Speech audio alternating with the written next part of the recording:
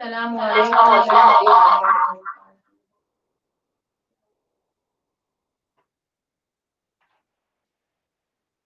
Mobile لگے دے۔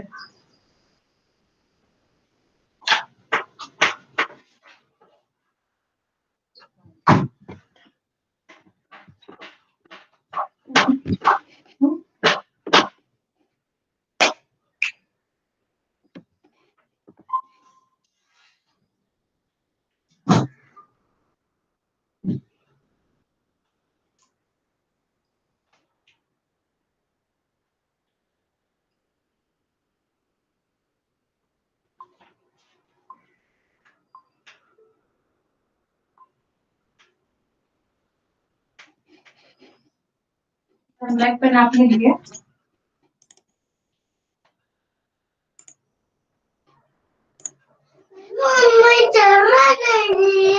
نہیں گانا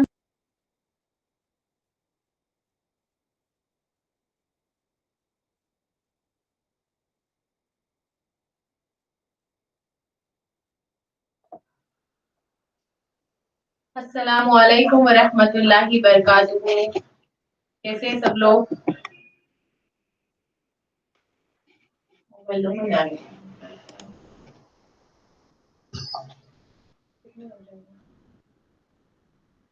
ہیلو،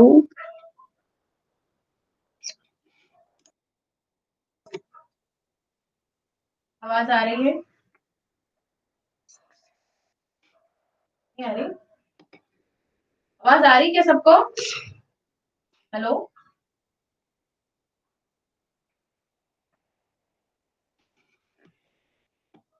ادھر آپ یہاں سے دکھاؤ، یہاں سے کیسے دیکھنا ہے؟ آواز آپ کی جا رہی ہے؟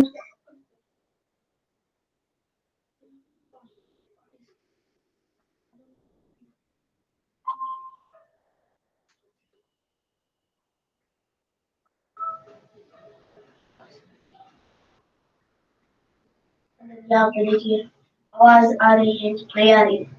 نہیں آ رہی؟ نہیں جا رہی ہے۔ دیان ایک منٹ ہم چیک کرتے ہیں۔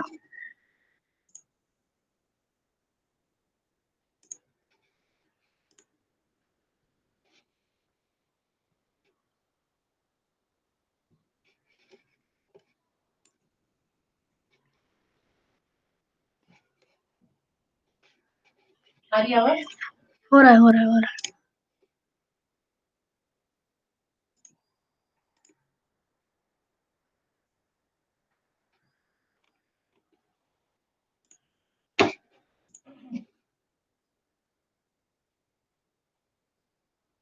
اب السلام علیکم، آواز آ رہی ہے ہماری؟ اسمان کی آواز آ رہی ہے؟ ہیلو ہیلو ہیلو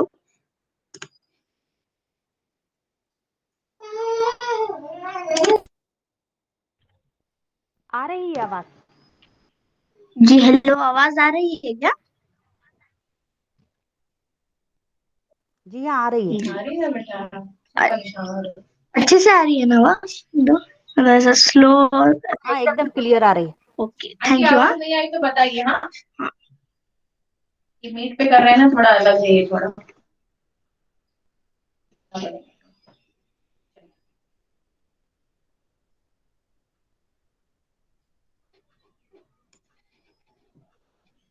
وہ بند کر کے پھر سے ریکارڈنگ آن کریں۔ نہیں ہو سکتا، وہ سب دو دیکھتے نہیں بنا تھا، ایک ہی رہنے دیجیے۔ اسٹارٹ کر دیجیے۔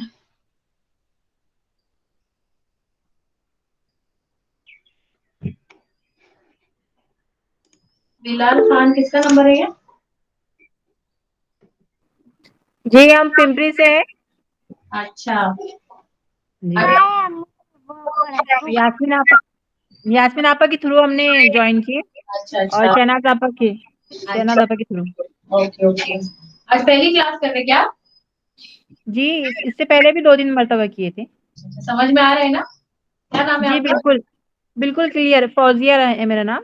اوکے اوکے، الحمدللہ۔ اور یہ انصاری ضیا جزاک اللہ. یہ بھی نئے دکھ رہے ہیں. بتائیں گے. جی السلام علیکم. وعلیکم السلام. میں شارکا باجی ہوں باجی. اچھا اچھا. ہاں جی الحمد للہ. اپنی سنائیے. آگے آپ. ابھی پونا میں آئے. اچھا اچھا. ہاں یہاں پہ سب سسٹمیٹک ہوتا ہے. ادھر گاؤں میں جاؤ نا تو سسرال میں بہت دیر جاتا. ہم نے مس کیا آپ کو کلاس میں. ہاں مجھے بھی خود یہ ہو رہا تھا لیکن اس دن وہ گیٹ ٹوگیدر تھا فیملی میں پورے سب لوگ اکٹھا تھے. وہ بولتے بھی نہیں بن رہا تھا کرنے کا نہیں کرنے کا. آپ اچھے باجی. الحمد للہ. ٹھیک. اور یہ ناشید بابے نا تھوڑا سا یہ کس کا نمبر ہے؟ مومینہ خطری اور نشید بابر. کہاں سے یہ انمیوٹ کر کے بتائیے. ہلو ناشید بابا جو نام آ رہا ہے کہاں سے یہ نمبر کس کا ہے؟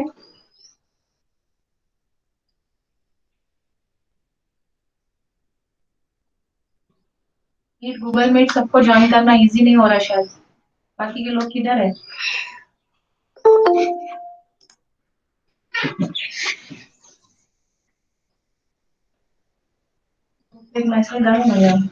ہو رہے دیکھیے ہوگا کنیکٹنگ ہو رہا.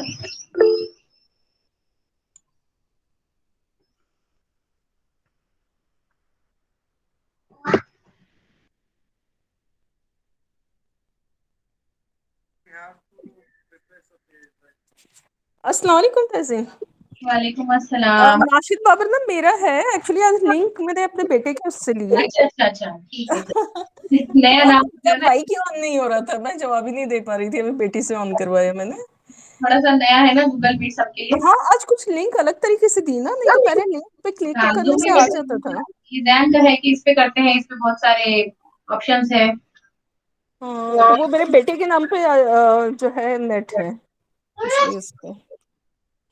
چلیے اور کیسے ہیں آنٹی؟ الحمد للہ. ٹائمنگ چینج کیوں مطلب ڈے کیوں چینج کیا؟ سیٹرڈے کو سب چھٹی بتا رہے ہیں نا کہ سب کو کچھ پرابلم ہو رہی ہے تو ہم نے بولا کہ دیکھتے ہیں فرائیڈے کو کر لیں گے. اچھا اچھا ٹھیک ہے انشاء اللہ. اچھا رہے گا نا فرائیڈے کو. ہاں فرائیڈے اچھا ہے نماز کے بعد انشاء اللہ. جی. اچھا آواز بہت کم آ رہی ہے. ہاں کب آ رہی آواز؟ تھوڑا نزدیک آ جائے. بہت کم ہے. بہت اچھا ٹھیک ہے. میرے خیال سے اب ٹھیک ہے. میں نے ایئر فون لگایا ہے. ٹھیک ہے الحمد للہ. ابھی ٹھیک ہے. ہاں ابھی ٹھیک ہے بیٹا. اچھا ٹھیک ہے. جی الحمد للہ. چلیے دعا پڑھ لیں گے.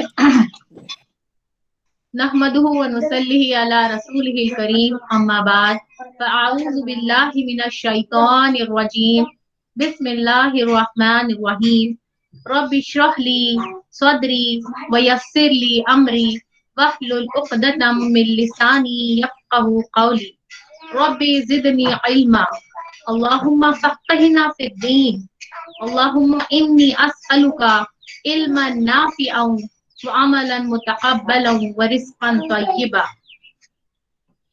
ربي يسر ولا تعسر وتمم بالخير وبك نستعين يا فتاح يا فتاح يا فتاح. السلام علیکم ورحمۃ اللہ وبرکاتہ. کیسے ہیں سب لوگ؟ اللہ ابھی سلام کر رہے ہیں سب لوگ. دیکھیے ابھی الحمد الحمدللہ للہ. ہمارا مدنی دور سٹارٹ ہو گیا نا. سیرت النبی میں کے جو 2 حصے ڈیوائڈ ہے تو الحمدللہ مدنی دور یعنی نبی صلی اللہ علیہ وسلم کی 10 سالہ مدنی زندگی پڑھی ہے اب آپ. لیکن ہم کو یہ آگے بڑھتے بڑھتے پچھلا بھول نہیں جانا ہے.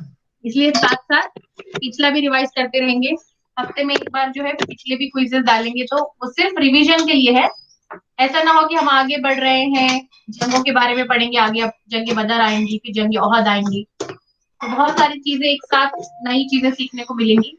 تو ہم کو پچھلا نہیں بھلانا ہے نا. پچھلا بھی یاد رکھتے ہوئے جانا ہے کیونکہ ہم کیوں پڑھ رہے ہیں سیرت. واپس وہی بات ہم عمل کے لیے پڑھ رہے ہیں.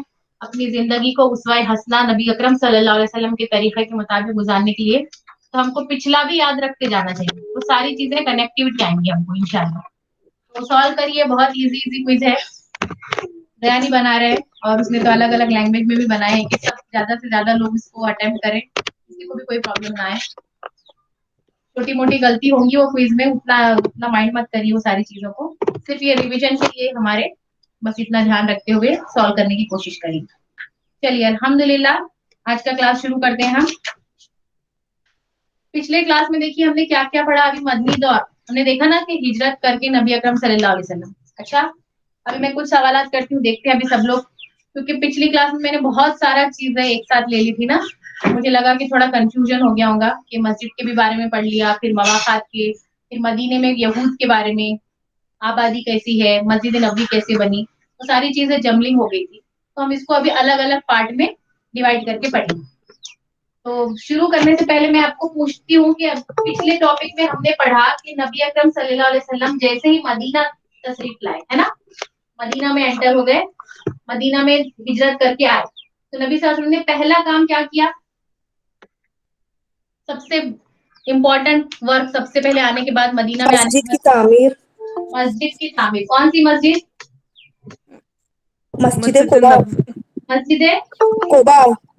قباء تو راستے میں جو ہے ہجرت کے دوران جو راستے میں آئے تھے نبی صلی اللہ علیہ وسلم, وہاں پر راستے میں وہاں پر جو ایک مقام تھا, وہاں پر ہی قباء کے مقام پر ایک مسجد تعمیر بعد میں کی گئی, ہے نا, مدینہ مسجد.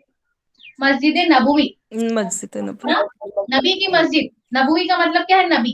نبی اکرم صلی اللہ علیہ وسلم نے کہا, کیا کہا اس مسجد کے بارے میں؟ یہ میری مسجد ہے.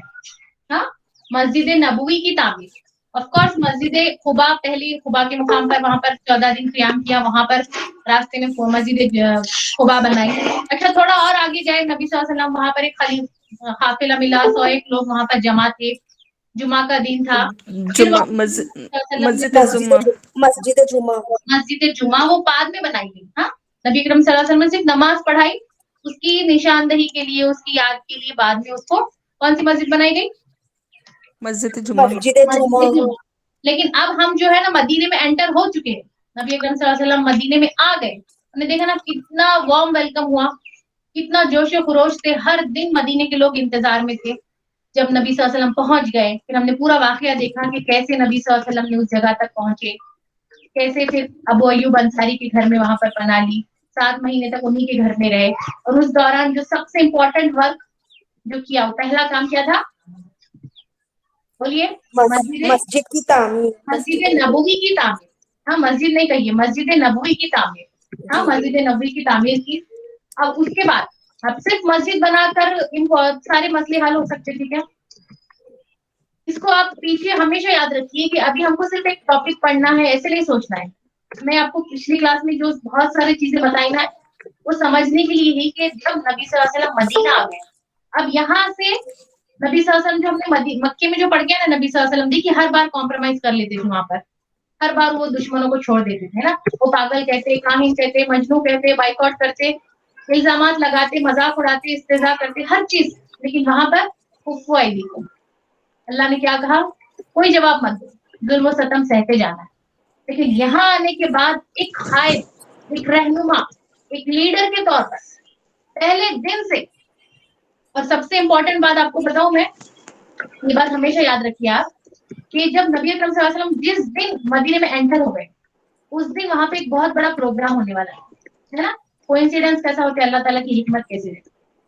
جس دن نبی اکرم صلی اللہ علیہ وسلم مدینہ میں انٹر ہوئے, پہلا قدم رکھا, اس دن ایک بہت خاص دن تھا وہ مدینے والوں کے. کیا خاص دن تھا اس دن, کسی کو معلوم ہے؟ عبداللہ بن ابی کو تاج تازپوشی. عبداللہ بن ابی. کون تھا یہ عبداللہ بن ابی؟ منافقوں کا سردار. منافقوں کا سردار تھا یہ. اور ہم نے ابھی پڑھا نا کہ مدینے میں جو تھے 3 ٹائپ کے لوگ رہتے تھے مدینے میں. ابھی تو مصعب بن عمیر کو ہے نا, بیعت عقبہ کے بعد, فرسٹ بیعت عقبہ کے بعد نبی صلی اللہ علیہ وسلم نے کس کو بھیجا تھا جا کر مدینے کے لوگوں کی تربیت کے لیے؟ مصعب بن عمیر. مصعب بن عمیر. صرف شارع کا بہت خاص نہیں کہ باقی کے لوگ کیا کر رہے ہیں, سب لوگ آنسر کرنا ہے, سب لوگ آنسر دیجیے جلدی جلدی, کیونکہ ہم لوگ ابھی جی آسما آنٹی کو ایک ڈاؤٹ ہے, ہینڈ ریس کی. سب لوگ آنسر دیجیے. ہاں, غلط آئے گا نو پرابلم, بولتے رہنا ہے. हम सबको, हम लोग क्लास रूम में बैठे यहाँ पर, कोई सीखने के लिए बैठे हैं, कोई गलत होगा कोई पनिशमेंट नहीं है यहाँ। और जब गलत बोलेंगे उसके बाद सही आंसर मालूम हो जाएगा ना, फिर वो बात पक्का याद हो जाएगी। अब्दुल्ला बिन उबई कौन था ये? मुनाफिकों का सरदार। ये यहूद नहीं बताया मैं। तो हमने देखा ना कि मदीने की जो आबादी थी, मदीने की जो मदीना जो सिटी है, मदीने की जो आबादी है वो 3 हिस्सों में बटी हुई थी। 3 टाइप के लोग थे, 3 जिसको बोलेंगे ना 3 टाइप के रिलीजन यहाँ पर रहते थे। कौन से 3 थे? यहूदी, पहले तो यहूद, पहले तो अभी देखेंगे हम कि यहूद के कबाइल थे यहाँ पे, अंसारी, बहुत सारे कबीले थे। अच्छा, मैंने आपको लास्ट टाइम यहूद की कुछ हिस्ट्री बताई ना कि यहूद एक्चुअली मदीना में कैसे आए, क्यों आए थे मदीना में यहूद? उनके किताबों में लिखा था कि एक नबी आने वाले हैं। हमने लिखा हुआ था तौरात में कि आखिरी नबी आने वाले हैं, खजूरों की सरजमीन पे आने वाले हैं। तो वो लोग मदीने के पास, मदीने के आस पास के पूरे, यहाँ पर मदीने के अंदर भी रहने लगे थे आके, और कुछ कबाइल जो है मदीने के आस पास आके रहने लगे, किलों की शक्ल में रहते थे। हमने देखा ना कितने सारे किले थे, उसमें से 73 में से 69 किले जो है पूरे के पूरे ये यहूदियों के थे। सेफ रहते थे ये। सेफ क्यों रहते थे? क्योंकि अंदर जो रहने वाले दूसरे लोग थे, जो मुशरिकीन लोग थे यहाँ के, जो दूसरे कबाइली फॉर्म थे, कौन से दो इम्पोर्टेंट थे कबीले बताइए? अवस और खजरज। आस और औस और खजरज। खजरत। औस और खजरज। औस और खजरज ये 2 कबीले यहाँ पर रहते थे। तो ये औस और खजरज का क्या काम था? ये लोग का नॉर्मल इनकी रूटीन क्या थी? डेली रूटीन इनका जिसको बोलेंगे बेहतर फेवरेट मशगला क्या था, हॉबी क्या थी इनकी? जंग करना, जंग करना। उनका था ये, इनका भी वैसे छोटी छोटी बात पर भिड़ जाना, आपस में जंग करना। तेरी चिड़िया मेरे खेत में क्यों आई, तेरे खेत का पानी मेरे खेत में क्यों आ गया, वहां की फसल किसने क्यों, यानी इररिलेवेंट बातों पर भी ये लोग आपस में झगड़ा करते। और वो जंग कई कई साल तक चलती है ना। कौन सी जंग बताइए? एक जंग जो नबी सल्लल्लाहु अलैहि वसल्लम की मदीना आने से पहले चलती रही, जो 40 साल तक चली। हिल्फुल फुजुल। हल्फुल फुजूल तो था वो मक्के में था, वो तो मदीने में हमने पढ़ा है जंगे इसको। फुज्जार। जंगे फुजार तो आप सल्लल्लाहु अलैहि वसल्लम छोटे थे, बचपन में 12 साल के थे। जंगे लिखा है मैंने बोर्ड पे, जंग जंग दिख रहा नहीं है इसका मतलब क्लियर ध्यान। हाँ, और नजदीक करो कैमरा थोड़ा। जंगे बुआस, जंगे फुजा, हाँ जंगे बुआस, बुआस जंगे बुआस एक छोटी सी बात पर से औस और खजरज के कबाइलों के बीच में लड़ गई थी, जो 40 साल तक चली, 40 ईयर्स तक। और ये जो जंग खत्म हुई थी, 40 साल तक ये जंग चल रही थी, और फिर लास्ट में फिर ये औस और खजरज के 2 कबाइल जो थे ना, दोनों, ये दोनों ने बोले कि अब हम लड़ाई खत्म करते, 40 साल से ये जंग चल रही, अब हम लोग क्या करेंगे, ये फाइट को बंद करेंगे। और दोनों क्या किए, दोनों ने कॉम्प्रोमाइज किए कि अब हम आपस में जंग नहीं करेंगे। और ये दोनों के कॉम्प्रोमाइज के बाद एक बताए कि अब यहाँ से पीसफुली, अमन के साथ, शांति से हम लोग रहेंगे। और उन दोनों कबीलों में से एक शख्स को चुने और बोले कि आज से ये हमारा बादशाह, लीडर, सरदार रहेगा, जो पूरे मदीने पर हुकूमत करे, क्योंकि ये सबसे समझदार है, बहुत ही ज्यादा जिसको बोलेंगे ना इंटेलेक्चुअल है, होशियार है। और वो शख्स कौन था फिर? अभी जो मैंने बताया वही शख्स कौन था? वो मुनाफिक अब्दुल्ला बिन उबई। अब्दुल्ला बिन उबई। अब इसको याद रखिए कि नबी अकरम सल्लल्लाहु अलैहि वसल्लम आने से जिस दिन आए उसी दिन ये अब्दुल्ला बिन उबई की ताजपोशी थी। यानी उसको जो पहले जमाने में देखिए ना क्या रहता था, बादशाह के निजाम में क्या करते थे, सरदार को ताज पहनाते है ना, उसको सर के ऊपर वो जो ताज क्राउन पहनाती थी, क्राउनिंग थी उसकी वहां पर उस दिन उसको ताज पहनाया जाने वाला था। जैसा कि आज हम बोलते हैं ना, एक मिनिस्टर्स होने के बाद कैबिनेट मिनिस्टर्स ये सारे डिक्लेयर होते हैं, और फिर लास्ट में क्या होता है, उनको वहां पे जाके प्लेज लेना पड़ता है। ये तो आज उस जमाने में बादशाहों के आज भी जो देखिए, जो जहाँ जहाँ पर ऑटोक्रेसी है, बादशाहत है, वहां पर आज भी ताजपोशी होती है। तो ताजपोशी होने वाली थी, और इसके लिए पता है पूरा हीरो के जैसा उस जमाने के जो गौहर हमने देखे ना, यहूद के कबाइल जो थे वो जर सोने के उससे जरगारी करते थे, मोतियों की कारोबार करते थे, तो पूरा मोतियों में जड़ा हुआ इसके लिए एक बड़ा सा ताज बनाया गया। किसके लिए, किसके लिए बनाया गया था? अब्दुल्ला बिन उबई। अब्दुल्ला बिन उबई। नहीं चल रहा पहले, अब्दुल्ला बिन उबई, ब्लैक عبداللہ وہاں پہ عبداللہ بن ابی کے لیے کیا کیا گیا تھا, ایک موتیوں کا ہار پہنایا گیا تھا. اسی دن عبداللہ بن ابی کی تاج پوشی ہونے والی تھی, لیکن اسی دن نبی اکرم صلی اللہ علیہ وسلم کی انٹری ہوگی وہاں پر. اللہ تعالیٰ کی کتنی عظیم حکمت ہوتی ہے نا. اسی دن اس زمین کے اوپر عبداللہ بن ابی کی, جس دن بہت دن سے پلاننگ چل رہی تھی, تیاری چل رہی تھی اس کے لیے, بہت بڑا پروگرام, ساری تیاریاں, اور جس دن اس کی تاج پوشی ہونے والی تھی اسی دن نبی اکرم صلی اللہ علیہ وسلم وہاں پہنچ گئے, اور سارا کا سارا فوکس اس کے پاس سے ہٹ گیا. سارا کا سارا فوکس اس کے اوپر سے ہٹ گیا, اور سب کے سب مدینے میں اوس خزرج یہودی کے قبائل اور جو پہلے سے مسلمان تھے, مصعب بن عمیر جن کی تربیت کر رہے تھے, سارے کے سارے لوگ, یعنی ان شارٹ پورا مدینہ نبی اکرم صلی اللہ علیہ وسلم کے وارم ویلکم کے لیے پہنچ گیا. بہت شاندار استقبال کیا. اب عبداللہ بن ابی, اس کو تو یعنی باقی کے لوگوں کو تو اتنا فرق نہیں پڑ رہا, لیکن اس کو فرق پڑ رہا ہے نا, کیونکہ اس کی غلطی چلی گئی ہے نا. اس کی کون سا ہاں فرسٹ والا, اس کی کوئی امپورٹنس ہی نہیں رہی, کوئی اس کی طرف دیکھ بھی نہیں رہا ہے. تو اب یہ پہلے دن سے یہ جو ہے جلد حسد کا شکار, لیکن پھر بھی میٹھی چھری جیسا ہر وقت نبی اکرم صلی اللہ علیہ وسلم جیسے ہی بول رہے کہ میں کس کے گھر میں خیال رکھ کروں گا, تو یہ سامنے سے آگے بول رہا ہے کہ نبی اکرم صلی اللہ علیہ وسلم سب سے اچھا گھر میرا ہے, یہاں پر مدینے کا سب سے بہترین گھر میرا ہے, آپ میرے گھر رکیے. اور معلوم ہے عبداللہ بن ابی پہلی صف میں نماز پڑھنے والا, اور منافقت کی موت نہ رہی. ابھی ہم آگے دیکھیں گے جنگی بدر کے بعد دیکھیے کیسے اس کا انجام ہوا. تو ہم کو یہ دوسرا امپورٹنٹ سمجھنے کے لیے کیا چیز ہے, نبی اکرم صلی اللہ علیہ وسلم جب مدینے میں آگے سب سے امپورٹنٹ کام کیا مسجد کی تعمیر کی. اس کے بعد کام کیا سب سے سیکنڈ امپورٹنٹ, مسجد بنا دینے سے سارے مسئلے نہیں حل ہو سکتے نا. پوائنٹ یاد رکھنا ہے کہ نبی اکرم صلی اللہ علیہ وسلم نے مدینے میں ایک لیڈر بن کر پورے مدینے کے اندر ایک اسلامی نظام, اسلامی قانون, اسلامی شریعت کو اسٹیبلش کرنا, لاگو کرنا. اور پھر دھیرے دھیرے جب اسلام مدینہ میں اسٹیبلش ہو جائے گا, تو دھیرے دھیرے پھر مدینہ کے آس پاس عرب میں, مکہ میں فتح مکہ ہوا, پھر ادھر رومن میں, پرشیا میں, پھر دھیرے دھیرے عرب سے باہر ایجپٹ کی طرف گیا, پھر ایران کو گیا, روم کو گیا, اور پھر افریقہ یا 3 کانٹیننٹ حضرت عمر رضی اللہ تعالیٰ عنہ کے زمانے تک 3 بر اعظموں پر مسلمانوں کی حکومت ہو گئی, اور نیئر اباؤٹ آدھی دنیا پر اسلام کا جھنڈا لہرایا گیا. لیکن شروعات کہاں سے ہوئی؟ اس دن سے ہوئی, اس عمل سے ہوئی. پہلا کام مسجد کی تعمیر ہوئی, اور دوسرا کام جو ہوا امپورٹنٹ, بتائیے اس کے بعد کیا کام کیا نبی اکرم صلی اللہ علیہ وسلم نے؟ مواخات کروائی ہے, بھائی بھائی بنایا, بھائی چارہ قائم کیا. اور تیسرا امپورٹنٹ کام جو کیا اس کے بعد نبی اکرم صلی اللہ علیہ وسلم نے, مواخات جو ہوئی تھی وہ مسلمان, کیونکہ مصعب بن عمیر آ چکے تھے, نبی اکرم صلی اللہ علیہ وسلم آنے سے 1-1.5 سال پہلے سے مسلمان ہونا شروع تھے لوگ, ہے نا. ہم نے دیکھا نا کہ سعد, ایک صحابی جو تھے سعد رضی اللہ تعالیٰ عنہ, وہ مسلمان ہو گئے, تو ان کے ساتھ کے پورے 70 گھرانے 80 گھرانے مسلمان ہو گئے.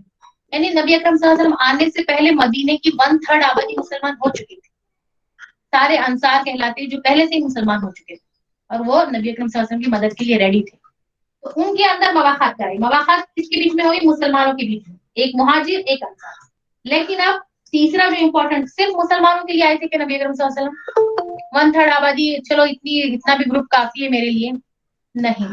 پورے مدینے پر مسلمانوں کی حکومت, وہاں کے اوس اور خزرج کو بھی مسلمان بنانا تھا, وہاں کے یہودیوں کو بھی اسلام کی دعوت دینا تھا, سب کو ایک دینا تھا. تو سب کے لیے قانون الگ الگ چاہیے تھے, ہے نا. یہودی کا لیونگ سٹائل الگ, ان کی کتاب الگ, ان کا رہن سہن الگ, ان کا ریلیجن, تہذیب, ان کا روزگار, ان کی معیشت, سب الگ. اور اوس اور خزرج لڑنے بھیڑنے والی قوم, کسی چیز کا شعور نہیں, کچھ نہیں, آخرت کی فکر نہیں, دنیا میں بھی کامیاب نہیں. یہ لوگوں کے لیے الگ قانون. اور نئے نئے مسلمان جو ہو رہے تھے ان کو بھی سکھانا تھا کہ دین کیا ہے. پھر جو ہجرت کر کے آئے تھے مہاجر, ان کو بھی سب کچھ چھوڑ کر آئے تھے, لیکن ان کو بھی ایک ثابت خط میں دینا تھا کہ سب کچھ گئے چلا گیا, لیکن ہم آگے بڑھنا ہے, اسلام کو نافذ کرنا. تو ان شارٹ الگ الگ ٹائپ کے لوگ تھے, لیکن سب کے لیے نبی اکرم صلی اللہ علیہ وسلم نے ایک ہی قانون بنا کہ چلو سب کے لیے سیم نہیں کیا, سب کے لیے الگ الگ, جس کو بولیں گے نا کانسٹیٹیوشن بنایا. تو اس کے لیے چھوٹا سا یہ میثاق مدینہ جو ہوا, یعنی عہد نامے, کیا کیا نبی اکرم صلی اللہ علیہ وسلم نے؟ سب کے ساتھ عہد و پیمان کیے. عہد و پیمان کرنا یعنی سب کے ساتھ پرومسز کیے, ان کے لیے الگ الگ لاز بنائے کہ اب تم لوگ اس لاز کو فالو کریں, اس کے اوپر عمل کرو. یہ والا بتاؤ. یہ لاز بنائے اور سب کو عمل کرنے کے لیے بتائیں. تو نیکسٹ اب یہ سب کے پاس اگر بک ہوں گی تو یہ 3 پوائنٹ سب کو کلیئر کرنا ہے. ہم کو یہ 3 پوائنٹ یاد رکھنا ہے. میں آپ کو ہمیشہ پوچھوں گی, کوشچن بھی آئیں گے کوئز میں بار بار, کہ نبی اکرم صلی اللہ علیہ وسلم جب مدینہ پہنچے, غور سے سنیے, جب نبی اکرم صلی اللہ علیہ وسلم مدینہ میں داخل ہو گئے, مدینہ پہنچ چکے, ہجرت کے بعد مدینہ میں انٹر ہو چکے, تو 3 جو سب سے بیسک کام کی, کون سے 3 بیسک کام کی, 3 میں سے اٹھائیں گے تو بھی یاد ہو جانا ہے 3 کام پکے. پہلا کام کیا کیا بتائیے جلدی سب لوگ بتائیے. مسجد نبوی کی تعمیر. صرف مسجد نہیں بولنا ہے, مسجد نبوی کی تعمیر. پہلے دن سے نبی اکرم صلی اللہ علیہ وسلم نے مسجد نبوی کی تعمیر کی. پھر سیکنڈ کام کیا کیا, مواخات قائم کیے, کس کے بیچ میں کیے مواخات, انصار اور مہاجرین. مہاجر ایک انصار, ایک مہاجر ایک انصار, ایسے کر کے 186 نیئر اباؤٹ 90 لوگ, 90 مہاجر کے 90 انصار کے, یہ دونوں بھائی بھائی بن گئے اور 90 گھرانوں کے اندر مہاجر اور انصار مل جل کے رہنے لگے. پھر اس کے بعد دیکھیے تیسرا کام جو کیا تھا کہ آس پاس کے قبائل, یہودی قبائل, مدینہ کے اندر کے یہودی قبائل اور اوسر حضرت کے قبائل اور جو مسلمان ہو چکے تھے, ان سب کو الگ الگ قانون بنائے, ان سے الگ الگ وعدے لیے. جیسا ہم نے پڑھے نا بیعت عقبہ, وہاں پر بھی وعدے لیے تھے نا, شرک نہیں کرنا ہے, چوری نہیں کرنا ہے, ڈاکہ نہیں ڈالنا ہے, ایک دوسرے کو قتل نہیں کرنا ہے, جو ویسے لیے تھے نا. اب یہ لوگوں کے لیے تھوڑے سے ایڈوانس قانون, اسی کے ایڈوانس قانون. اب شرک تو ختم ہو گیا, اب ان کے لیے ایڈوانس قانون تھے کہ اب تم کو جیسا کہ بولتے ہیں نا کانسٹیٹیوشن ایک عام رہتا ہے اور دوسرا لا, یہ جو ہے نا دنیاوی بھی تھے, ایک ٹائپ کا جو ہے نا جج جو جوڈیشری سسٹم رہتا ہے ہمارا, تو اس حساب سے قانون بتائے گئے. اب تم کو یہاں پر امن سے رہنا ہے مدینے میں. نبی اکرم صلی اللہ علیہ وسلم ایز اے لیڈر تھے, not only for Muslim, not only for Jews, بلکہ اوس, خزرج اور مدینے کی تمام قبائل. 3 قبائل فیمس ہے, لیکن بہت سارے قبائل تھے وہاں پر, چھوٹے بڑے, کچھ مدینے کے اندر تھے, کچھ مدینے کے آس پاس تھے. یعنی کہ فار ایگزامپل ایسے سمجھیے, پونے کے اندر بھی کچھ لوگ رہ رہے ہیں, پونے کے آس پاس ہے نا, آس پاس ہے. جیسا ابھی پونے سے سائڈ میں اگر دیکھیں گے آپ, سائڈ کو کچھ شہر رہتے, ادھر سائڈ کو کچھ رہتے, ویسا مدینے کے آس پاس پر بھی, ہائی ویز پر بھی بہت سارے قبائل آباد تھے. تو سب کو بلا کر ایک قانون دے دیا گیا, کیا ہو رہا ہے, سب کو یہ قانون کو فالو کرنا تھا. تو اب یہ دیکھیے سب کے پاس ٹیکسٹ بک ہے, ٹیکسٹ بک میں سے ایک بار ہم پورا پڑھ لیں گے, یہ 3 چیزیں دھیان میں رکھتے ہوئے. تو نبی اکرم صلی اللہ علیہ وسلم مدینے میں جب پہنچے تو دعوت اللہ, سب سے پہلا مشن کیا تھا نبی اکرم صلی اللہ علیہ وسلم کا, جو پہلے دن سے ہے. پہلا دن یعنی کون سا دن, سورہ مدثر کی آیت نازل ہوئی تھی, پہلی وحی آئی تھی, سیکنڈ وحی. اس دن سے پہلا مشن کیا ہے, دعوت توحید, ایک اللہ کی طرف بلانا, توحید. تو وہ مشن, وہ کام تو چالو تھا, لیکن side by side extra work بھی اس کے اندر, جس کو بولیں گے اور مزید کام بھی انجام دے رہے. وہاں کے دینی اور دنیاوی امور بھی منظم کرنا شروع کر دیا. اب دینی اور دنیاوی دیکھیے یہاں پر کتنا امپورٹنٹ ہے. ہم کیا سمجھتے ہیں کہ دنیا میں جو مولانا لوگ رہتے ہیں, جو عالم ہے, جو مفتی ہے, وہ لوگ صرف مدرسے کا دھیان رکھنا, دینی سسٹم کا کام کرنا, مدارس میں پڑھانا, بچوں کی تعلیم, دینی تعلیم الگ, دنیاوی تعلیم الگ. لیکن ایسا نہیں. دیکھیے نبی اکرم صلی اللہ علیہ وسلم جب لیڈر بنے تو پہلے دن سے انہوں نے دین اور دنیا دونوں کو ساتھ پہ رکھ کے فوکس کام کیا, کہ صرف ہم کو دین اللہ اللہ کر کے بس جانماز پہ مصلے بٹھانا ہے, نماز پڑھنا ہے, مسجدوں میں بیٹھنا ہے, بس یہی کام. ساتھ ساتھ ہم کو دنیا کے بھی کام کرنا ہے. دنیا کے کام مطلب یہ نہیں ہے کہ دنیا کے لیے قانون, ہر چیز کے لیے لا ہونا چاہیے, قانون ہونا چاہیے, جس کی وجہ سے امن قائم رہے. اور جب امن رہے گا تو عبادت ڈھنگ سے ہوں گی, معاملات ڈھنگ سے ہوں گے, اور تمام جو حرام کام ہے, گناہ کے کام ہے, انسان اپنے آپ بچتا رہے, ہے نا. تو سب سے پہلا کام جو کیا نبی اکرم صلی اللہ علیہ وسلم نے, دین اور دنیا دونوں کو فوکس کرتے ہوئے, وہ تھا مسجد کی تعمیر, ہے نا. کسی بھی کام کے لیے شروعات کرنے کے لیے ایک سینٹر چاہیے. دیکھیے آپ لوگ, ہم نے مکہ میں نبی اکرم صلی اللہ علیہ وسلم نے کون سے صحابی کے گھر کو سب سے پہلے جو حکمت عملی تھی, دیکھیے مکہ میں بھی تو نبی اکرم صلی اللہ علیہ وسلم نے اندرون مکہ کے لیے ایک گھر سلیکٹ کیا, وہاں پر سب لوگ مل کے نماز پڑھتے تھے. کیا تھا وہ بتائیے, کس کا گھر تھا وہ, کون سے صحابی کے گھر میں سب لوگ مل کر وہاں پر عبادت کرتے, نماز پڑھتے؟ ایوب انصاری. مکہ میں دار ارکم میں, ارکم دارالارقم بن ابی ارقم کے صحابی کے گھر میں دارالارقم وہاں پر رک کر نبی اکرم صلی اللہ علیہ وسلم وہاں پر عبادت کرتے, سارے کے سارے جو چھپ کر وہاں پر آ کر نماز پڑھتے, عبادت کرتے. تو مدینے میں یہاں پر چھپنے کی ضرورت نہیں تھی, کھلے عام پہلے ہی دن سے نبی اکرم صلی اللہ علیہ وسلم نے مسجد کے لیے اسٹیپ اٹھایا کہ اب جو پہلا کام کریں گے ہم وہ مسجد کی تعمیر کریں گے. اس سلسلے میں آپ صلی اللہ علیہ وسلم کا پہلا قدم یہ تھا کہ آپ نے مسجد نبوی کی تعمیر شروع کی, اور اس کے لیے وہ زمین خریدی جس پر آپ کی اونٹنی بیٹھتی تھی. ہم یہ سب پڑھ چکے ہیں, جلدی جلدی آگے بڑھیں. سب سے پہلے آپ نے کیا کیا, وہ زمین کو خریدا. کس کی تھی وہ زمین بتائیے؟ یتیم بچوں کی, 2 یتیم بچوں. بچے تھے, کیا نام تھے ان کے؟ سہل اور سہیل. سہل اور سہیل, سہیل. 2 بچے تھے. اچھا, وہ جو زمین, اس کے اندر انک ڈالو بلیک پین, وہ زمین خریدی اور آپ کی اونٹنی جس جگہ پر بیٹھ گئی تھی وہ زمین کو خریدا. تقریباً کیسی تھی وہ زمین؟ 100 ہاتھ لمبی اور 100 ہاتھ چوڑی تھی. کیسی تھی وہ زمین؟ دیکھیے, جو مسجد نبوی کے لیے جو زمین تھی وہ 100 ہاتھ لمبی یعنی کہ 100 فیٹ سمجھ جاؤ, 1 ہاتھ, اور 100 ہاتھ چوڑی, اتنی زمین. اور آج آپ امیجن کریے 100 ہاتھ, 100 فیٹ نہیں, یعنی 1 فیٹ کو 100 ہاتھ لمبی, 100 ہینڈ, اور یہ 100 ہاتھ چوڑی. بس اتنی سی جگہ تھی. اور آج آپ کو معلوم ہے مسجد نبوی کا جو ایریا ہے کتنا ہے؟ ایکسپانڈ ہوتے ہوتے ہوتے ہوتے ہوتے کتنی بڑی ہو گئی ہے. سبحان اللہ, ہے نا, کیسے برکت نازل ہوئی اس کے اندر. اس میں مشرکین کی چند خبریں تھیں, بہت ڈسٹرب ہو رہا ہے اس کی وجہ سے. تو مشرکین کی چند خبریں تھیں. اب یہاں پر دیکھیے جو زمین خریدی گئی تھی ہے نا, یہ زمین کے اندر یعنی ایک اوپن پلاٹ تھا. اوپن پلاٹ کے اندر کبھی بھی دیکھیے آپ کہاں پر بھی کھلی زمین ہے تو اکثر کیا ہوتا ہے, یا تو وہ کچرا کنڈی بن جاتی, سب کچرا ڈالتے ہیں, یا تو پھر وہ قبرستان بن جاتی. تو یہ جو زمین تھی 2 یتیم بچوں کی تھی, بہت دن سے کھنڈر پڑی ہوئی تھی. تو یہاں پر جب دیکھا گیا اس زمین کو خرید لیا گیا تو دیکھا تو اندر بہت ساری خبریں تھی, ہاں, گریو یارڈس تھے وہاں پر بہت سارے. تو اب دیکھیے ہمارے لیے اس میں بہت بڑا سبق ہے. ہم کو جسٹ فار نالج لے کے آگے نہیں بڑھنا ہے, کیونکہ ہم کو یہ چیز ہم کیوں پڑھ رہے ہیں, ہم نہیں تو آگے جا کے کوئی نہ کوئی ہمارے پاس سے سننے والی جو اتنی بہنیں ہیں سن رہی ہیں, ان کی اولادیں, وہ جا کے کسی کو بتائیں گی, یا پھر کوئی ایک تو ایسا ہوگا کہ اتنے سارے سننے والوں میں سے کہ جو یہ اسٹیپ کو آگے بڑھائے گی, جو یہ سننے کے بعد اس کے اندر یہ لیڈر کی کوالٹی جاگیں گی.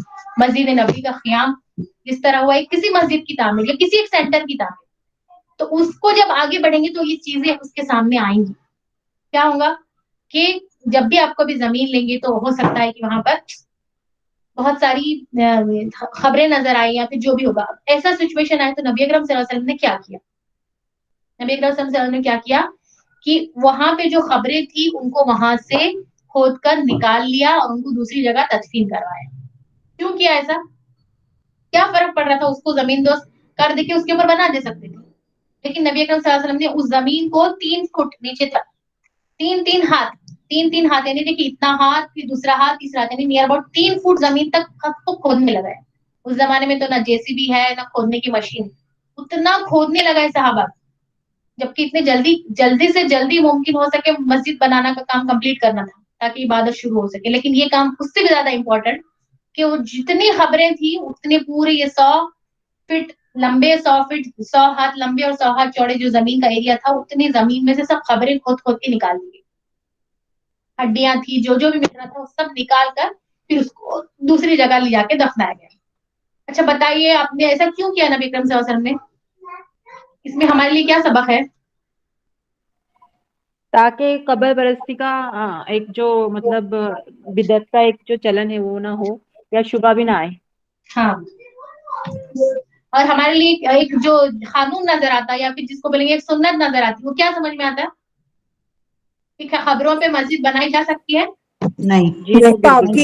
نہیں بنائی جاتی. نماز پڑھنا جائز نہیں ہے خبروں کے قبروں پر. نیچے, ہے نا, خبر کے اوپر بھی اور خبر کے نیچے بھی مسجد بنانا جائز نہیں ہے, کیونکہ نبی اکرم صلی اللہ علیہ وسلم کی اس عمل سے ہم کو پتہ چل رہا ہے کہ نبی اکرم صلی اللہ علیہ وسلم نے ان خبروں کو منتقل کیا اور سارے صحابہ نے اس کے اندر مدد کی.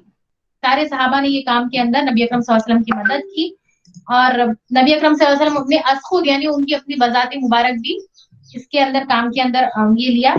تو ہمارے لیے کتنا بڑا سبق ہے اس کے اندر کہ آج دیکھیے کہ جتنے بھی درگاہ مزار جہاں پر لوگوں کی خبریں ہوتی ہیں, ولی اللہ کی جو خبریں ہوتی ہیں, دیکھیے آپ جو بڑے سے بڑا آگرہ میں بھی جو ہوں گی یا ہم جہاں پر بھی دیکھیے تو کیسا رہتا ہے. دیکھیے حاجی علی کا میں نے دیکھا ہے, وہاں پہ اوپر نیچے شاید وہاں کو نیچے خبر اوپر خبر رہتی ہے, نیچے نماز پڑھتی ہے مسجد, یا پھر خبر اوپر ہوتی ہے نیچے نماز پڑھتے ہیں. تو کیا یہ جائز ہے؟ اتنی بڑی بدعت ہے اور لوگ اس کو نیکی کا کام سمجھ کے کرتے ہیں کہ کیا فرق پڑ رہا ہے, وہ بہانے لوگ آ رہے ہیں نماز پڑھ رہے ہیں, کتنی روحانیت نظر آتی ہے, کتنا اچھا منظر ہوتا ہے. لیکن دیکھیے اللہ کے نبی اتنا امپورٹنٹ مشن تھا, مسجد بنانی تھی, سارے کام روک کر نبی اکرم صلی اللہ علیہ وسلم نے وہ خبروں کو منتقل کیا, یہ امت کے لیے کام کیا کہ یہ کام نہیں کرنا ہے, خبروں کو مسجد نہیں بنانا ہے, اللہ کا گھر نہیں بنانا ہے. تو اللہ تعالی ہم سب کو توفیق دے, امت کو توفیق دے کہ اس چیز کے بارے میں تھوڑا شعور لائے, سمجھے اور اس بدعت کو ختم کرے. ہاں پھر آگے دیکھیے نبی اکرم صلی اللہ علیہ وسلم نے خبروں کو بھی ہٹایا, اور پھر جو کچھ ویرانہ تھا کھجور اور برکت کے درخت تھے. کون سے درخت تھے یہاں پر؟ کیا کر رہے بیٹا؟ پین میں انک تو ڈال کے دو ایٹ لیسٹ, ہے اندر جاؤ. وہاں پہ جو کھجور اور برکت کے درخت تھے. برکت کون سا درخت ہے؟ درخت کے بارے میں معلوم ہے آپ کو؟ کس کا درخت ہے یہ برکت؟ یہودی لوگوں کا. ہاں یہودی لوگ. یہودی لوگوں کا خاص درخت ہے. نبی اکرم صلی اللہ علیہ وسلم نے اس کو یہودیوں کا درخت کہا ہے. ہمیں ایک بار کبھی فیوچر میں اس کا ویڈیو ڈالوں گی, میں آپ سب کو گروپ پہ دیکھ لینا کہ اس درخت کے بارے میں بہت ساری باتیں ہیں. یہ یہودی لوگوں کے زیادہ لگے ہوئے. قیامت کے دن یہودی اس کے پیچھے چھپے گا اور وہ جو ہے زبان سے بولے گا کہ یہودی یہاں میرے پیچھے چھپا ہوا ہے. یہی ایک درخت رہے گا جو گواہی نہیں دے گا. برکت کا درخت جو ہے رہے گا نا وہ گواہی نہیں دے گا. باقی جو بھی درخت کے پیچھے یہودی جا کر چھپ جائیں گا تو سب کہیں گے کہ آؤ مسلمانوں میرے پیچھے یہودی چھپا ہے, اس کو پکڑو اور مارو.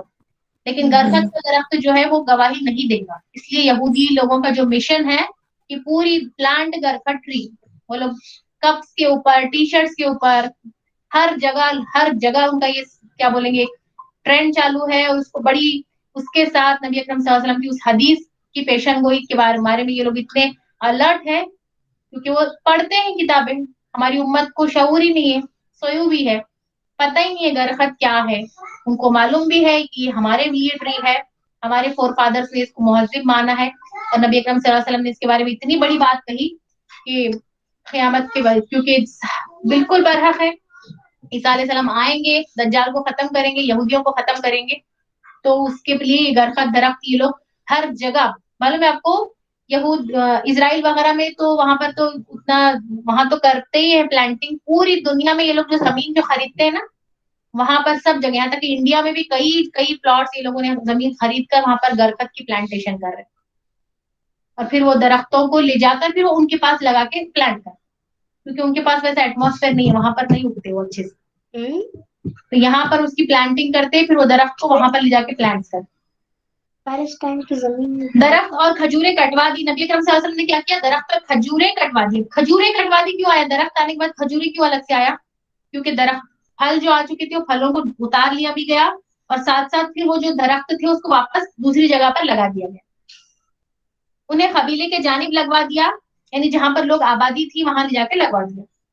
بنیاد تقریباً 3 ہاتھ کھدوائی, یعنی اب نبی اکرم صلی اللہ علیہ وسلم نے جب کھدائی کا کام کیا تو جو نیچے کا جو پلرز بنائے ہیں تو کتنا 3 فٹ تک, 3 ہاتھ تک, یعنی 3 فٹ تک اس کو نیچے اندر پلرز کو مضبوط کھدوایا. دیواریں مٹی اور کچی اینٹوں سے اٹھوائی. کس سے بنائی دیواریں؟ اس زمانے کی جو بھی اویلیبل تھا, مٹی اور کچی اینٹیں, اس سے بنوائی. دروازوں کے دونوں بازو پتھر کے لگائے, دروازے جو تھے پتھر کے یعنی مضبوط بنائے. چھت کھجوروں کی شاخوں کی اور شہتیر کھجوروں کے تنوں کی, یعنی جو چھت تھا اس کے اوپر کھجوروں کے جو بھی پتے تھے وہ سب اس کے اوپر ڈال دیے. سائڈ کے جو تنے تھے اس کو ایسے پلرز کے جیسے لگا دیے, اور چھت کے اوپر پورے کھجوروں کے پتوں کو ڈال دیا گیا. دروازے کے دونوں بازو پتھر لگائے گئے, اور فرش پر ریت اور کنکریاں بچھائی گئی. نیچے پورا گراؤنڈ کے اوپر کیا کر دیے؟ ریتی ڈال دیے, اور اس کے اوپر پتھر بٹھا دیے. یعنی اس زمانے میں جو بھی فلورنگ کا طریقہ تھا وہ اس سے بیسٹ طریقے سے کیا. اور اب نبی اکرم صلی اللہ علیہ وسلم یہ سب کام کر رہے تھے، صحابہ نبی اکرم صلی اللہ علیہ وسلم کیا کر رہے تھے؟ نبی اکرم صلی اللہ علیہ وسلم رجس پڑھ رہے تھے. رجس کیا ہوتا معلوم ہے آپ کو؟ گیت. ہاں نظم پڑھ رہے تھے، اشعار پڑھ رہے تھے. ہاں نظم پڑھ رہے تھے یا اشعار پڑھ رہے تھے؟ رجس پڑھ رہے تھے، یعنی کہ نبی اکرم صلی اللہ علیہ وسلم صحابہ کو موٹیویٹ کرنے کے لیے اشعار پڑھ رہے تھے، ہے نا. ہم نے دیکھا نا نبی اکرم صلی اللہ علیہ وسلم کا جو دور تھا وہ علم ادب، ایج آف لٹریسی، تو اس میں اس زمانے میں اس چیز کو امپورٹنس تھی. موٹیویٹ کرنے کے لیے کیا کرتے تھے؟ ایک دوسرے کو ہمت دلانے کے لیے اشعار پڑھا جاتا تاکہ وہ اور زیادہ موٹیویٹ ہو کر باہمت ہو کر اس کام کو پورا سر کر سکے. آپ صلی اللہ علیہ وسلم کیا کر رہے تھے؟ رجس پڑھ رہے تھے، یعنی کہ نظم پڑھ رہے تھے. اور مہاجرین اور انصار بھی رجس پڑھتے رہے تھے. جو بھی مہاجرین انصار جو بھی کام کر رہے تھے وہ سب کے سب رجس پڑھ رہے تھے. اس سے ان کی تیزی اور بڑھ جاتی تھی. آپ نے مسجد کے بازو میں پتھر اور مٹی کے 2 حجرے بھی بنائے تھے. ابھی کس کے لیے بنائے تھے 2 کمرے؟ مسجد نبوی کے بازو میں نبی اکرم صلی اللہ علیہ وسلم نے 2 حجرے بنائے، 2 کمرے بنائے، 2 رومز بنائے. کس کے لیے بنائے؟ اپنی بیبیوں کے لیے. عائشہ رضی اللہ تعالیٰ عنہ تھی اور کون سی 2 سودا رضی بیویاں اللہ تھیں؟ تعالیٰ عنہ، سودا رضی اللہ تعالیٰ عنہ اور عائشہ رضی اللہ تعالیٰ عنہ. یہ 2 بیویاں تھیں، ان کے لیے نبی اکرم صلی اللہ علیہ وسلم نے 2 کمرے بنائے تھے. ان سے 2 کمرے بنائے تھے جن پر کھجور کی تنوں اور شاخوں کی چھت ڈالی گئی. ایک حضرت سودا بن زمعہ اور دوسرا حضرت عائشہ، جو پھر مدینہ آنے کے بعد پھر ان کی رخصتی ہوئی کچھ ہی دنوں کے بعد، اور پھر وہ بھی نبی اکرم صلی اللہ علیہ وسلم کے ساتھ دونوں کے گھر میں رہنے لگی. اس وقت آپ کے عقد میں یہی 2 بیویاں تھیں. حضرت عائشہ کو ان کی آمد کے تھوڑے ہی دن بعد شوال سن 1 ہجری میں رخصت کیا گیا.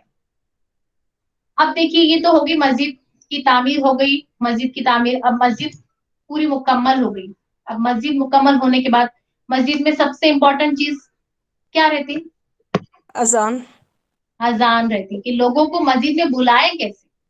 اس وقت تک مدینے میں تو یہ نہیں تھا نا کہ مدینے میں لوگوں کو کیسے بلائیں، نماز کے لیے کیسے بلائیں.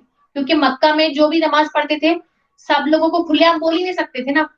یہ سوال آ سکتا ہے ہم کو کہ مکے میں اتنے سال نماز پڑھے، وہاں پہ اذان کی ضرورت نہیں ہے، یہاں پہ آنے کے بعد کیوں اذان کا خیال آیا؟ کیوں آیا بولیے؟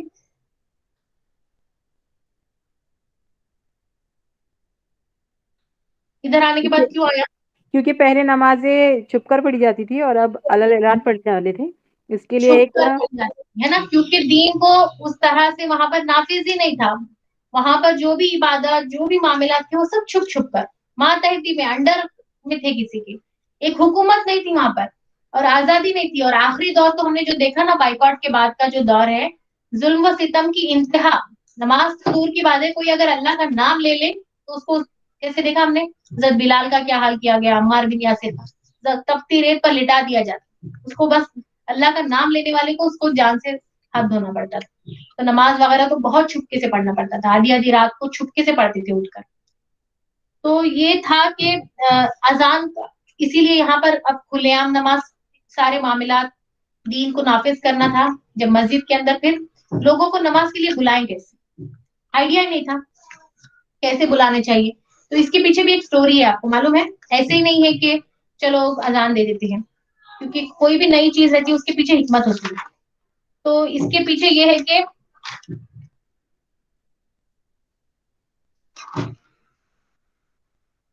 سب اس کو یاد سمجھنے کے لیے ہم پہلے یہ بات یاد رکھیں گے کہ مسجد نبوی جب بنا دی تو جیسے ہی مسجد بنائی تو اس میں کیا کیا کام ہوتے تھے.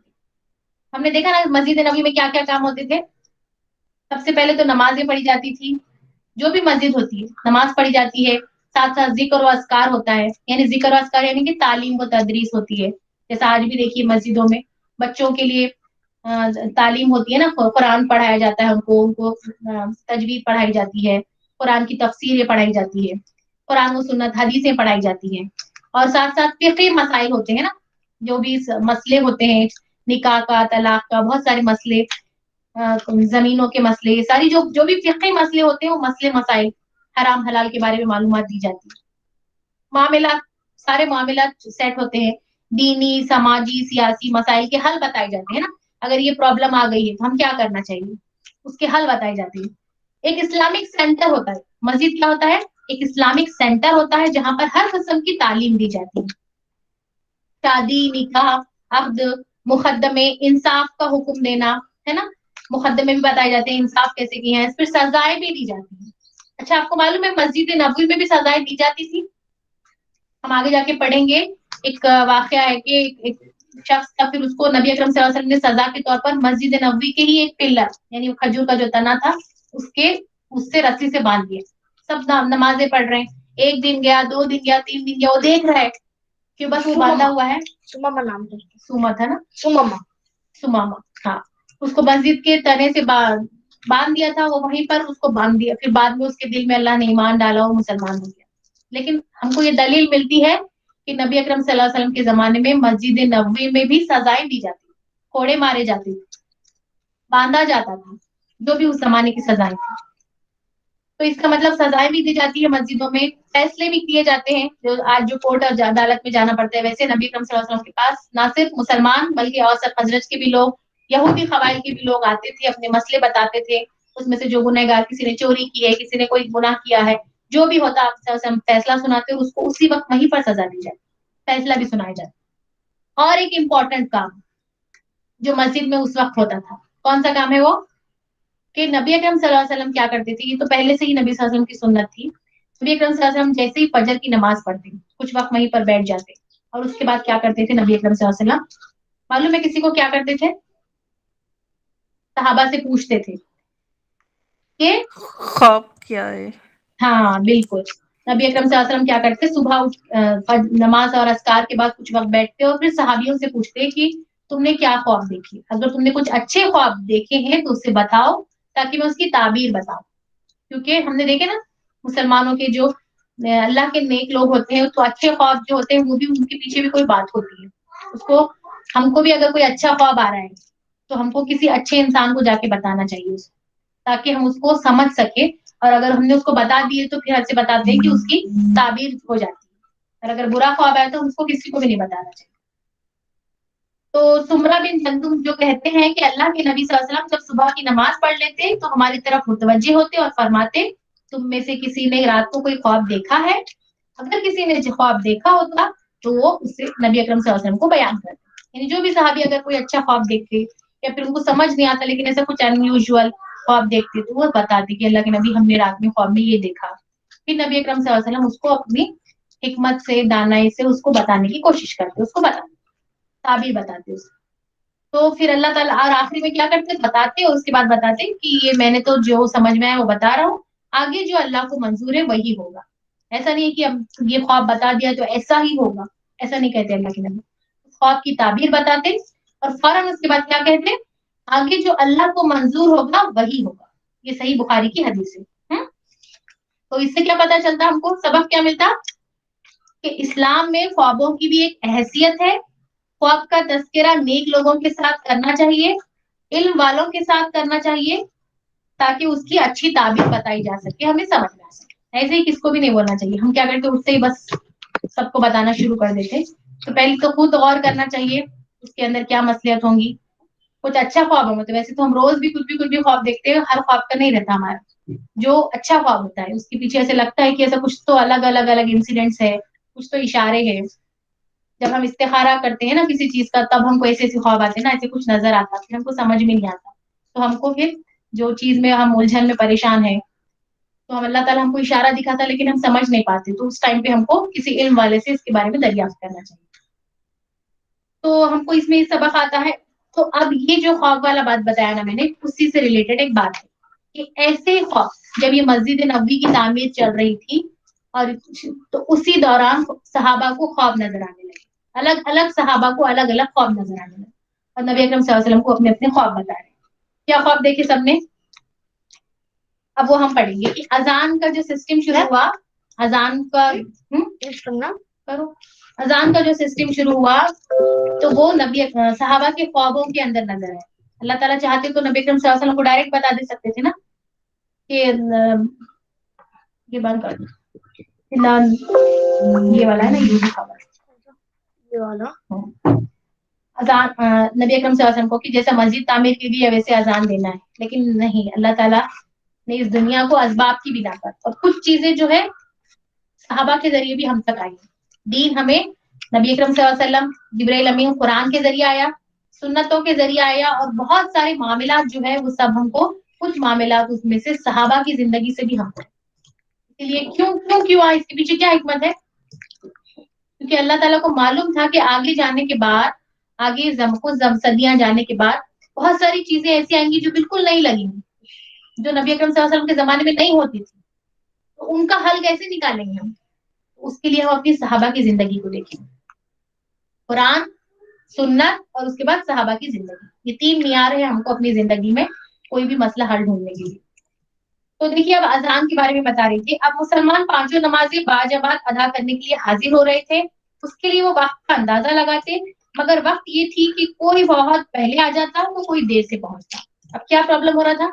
जैसा अभी आज तो हमारे पास घड़ी है, क्लॉक है, तो हमको 1 बजे जोहर की अजान है, 4 बजे असर की नमाज, तो हमको समझ में आता है, फिर अजान भी होती है। उस जमाने में घड़ी नहीं थी, तो सिर्फ आसमान को देखते वक्त हो गया, या फिर ऊँटों की रेत को गर्म होना, ठंडा होना, तो वो भी कभी क्या होता, कुछ पहले आ जाता, कोई मस्जिद में कोई, तो उसमें फर्ज नमाज तो वक्त पे एक साथ होनी चाहिए, तो उसमें समझ नहीं आ रहा था कि ऐसा कोई टाइम कैसे लोगों को एक साथ एक ही टाइम के अंदर लोगों को जमा किया जाए। चुनाचे नबी अकरम सल्लल्लाहु अलैहि वसल्लम और मुसलमानों ने मशवरा किया कि कोई एक ऐसी अलामत इख्तियार की जाए जिससे सबको वक्त का पता चल जाए। सबसे पहले किसने मशवरा दिया? फिर किसने दिया मशवरा? कौन से सहाबी ने दिया? हजरत उमर रज़ियल्लाहु ताला। हजरत उमर रज़ियल्लाहु अन्हु। मैक्सिमम इससे पहले भी पढ़ा था कि हजरत उमर रज़ियल्लाहु अन्हु की जिंदगी में जो भी वो कोई मशवरा देते तो वो आगे वही की शक्ल में आता था। कई 18 मरतबा कुछ है कि नबी हजरत उमर रज़ियल्लाहु ताला ने कोई पेशकश की नबी अकरम सल्लल्लाहु अलैहि वसल्लम को, यानी कि बात की कि अल्लाह के नबी मैं चाहता हूँ कि ऐसा हो, मैं चाहता हूँ कि पर्दे, औरतों को पर्दा करना चाहिए, बस पर्दे का हुक्म आ गया।